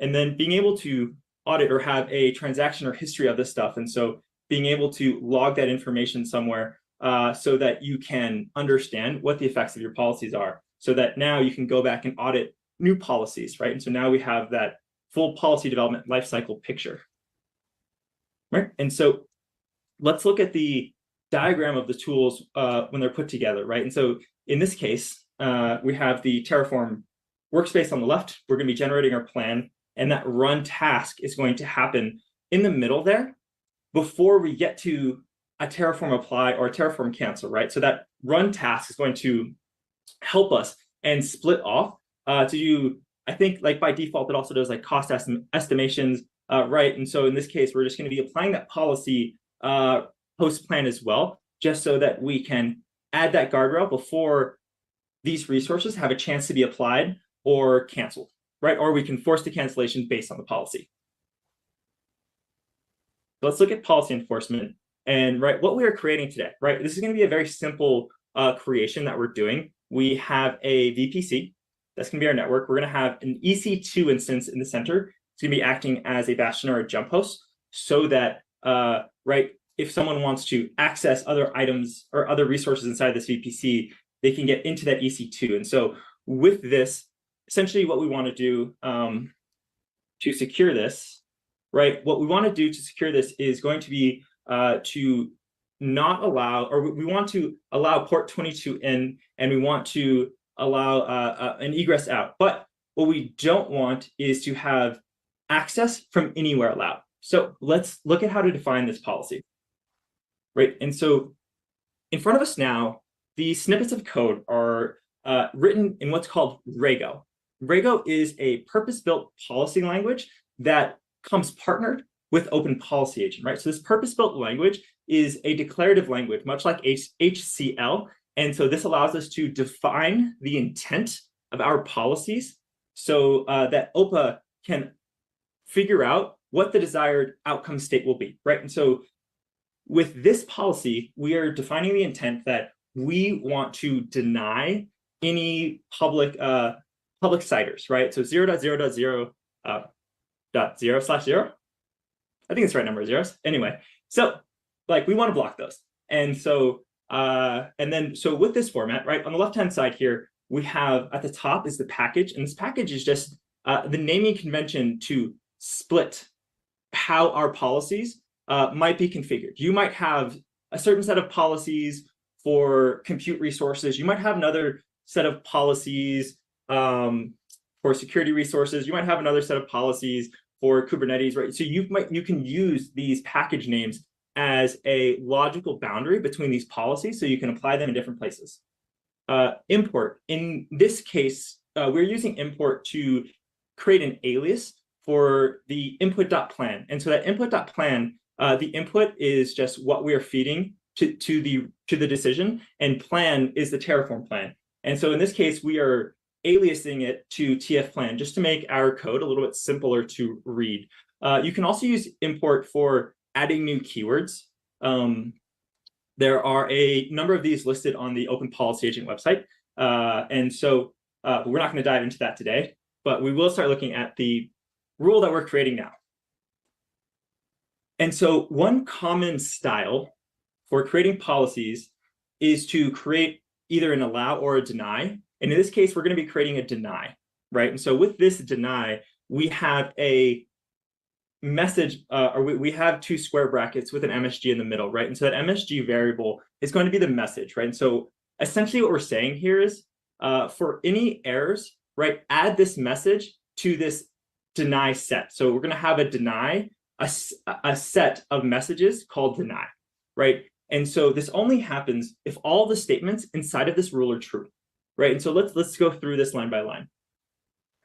First, we have the variable R that we are looking at tfplan.resource changes, and then that square brackets with an underline. And so what this is saying is for every object inside of resource changes, assign this to the value of R, right? So that means we're going to be iterating over every object that's changed for this Terraform plan.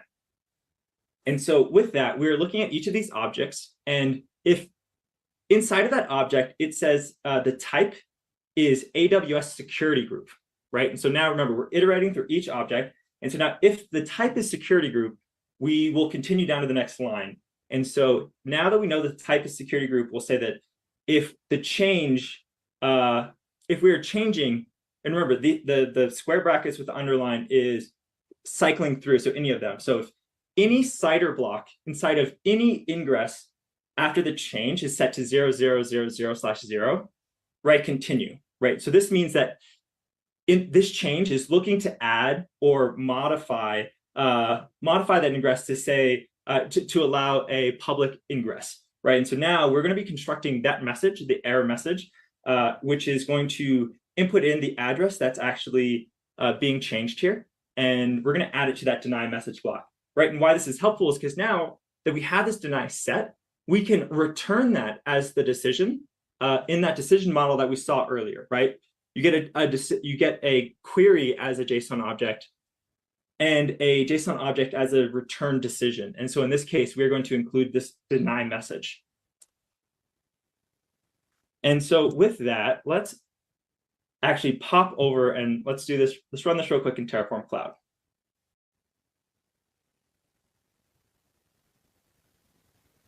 So now let's open up Terraform Cloud. You can see I don't have any current policies, so we're going to create from scratch. We're going to select Open Policy Agent. It has a simple name. Let's see, block public ingresses should work. Simple description, Oppa policy to block open ingresses. We'll make this mandatory so it stops anything. We'll just take that policy that we were just looking at on the slide here, just drop it right in there. Cool. I'm just gonna add that new line there, and then for this query, this is going to call a specific rule. And so when you have a rule set in Oppa, it's going to compile that all into one package, right? And that's going to live under the data object. So now inside of that data object, we're going to drill down into a specific rule, which is going to navigate through the package name and then call the rule name specifically, which is deny. So make sure you add that period in there as well. And so we're going to need to assign this to a policy set, which we don't have yet. So now that we have a rule, let's go over to policy set, create one. Let's just create a manual one, select Oppa. Let's just go apply all workspaces. Have that set to all. Let's add that policy we just created. Connect. Cool. So now that's created, let's hop on over to VS Code and look at what we're creating real quick, right? And so from that diagram we showed earlier, right, we're creating a VPC. From inside that VPC, we're creating an EC2 instance, right? And so this is what we're actually looking for. This is the piece that's going to violate the policy, right? We have that open CIDR block here. So now let's open up terminal here, and let's just go Terraform plan. Let's run this. Let's see what happens, right? So now I've already gone through the steps of connecting my VS Code instance to Terraform Cloud. And so you can see that it says here at the beginning, it's running in Terraform Cloud. And so now this is spinning up. Let's pop back over. We can just go into that workspace. We can see in here, where's the most recent run, right? That plan is being created. And we can see here, right? My VS Code instance has connected and it's creating these resources. The plan has finished, and now it's executing that Oppa policy. So inside of that Oppa policy, we can see that, right, that 0000 ingress that we were talking about has caused this plan to fail, and so has caught, and we're seeing that now in the error set here that we bubbled up back to Terraform Cloud. And so with that, I am at time. I want to say thank you for watching, and I hope you have a great HashiTalk. All right, have a good one, everyone. Bye.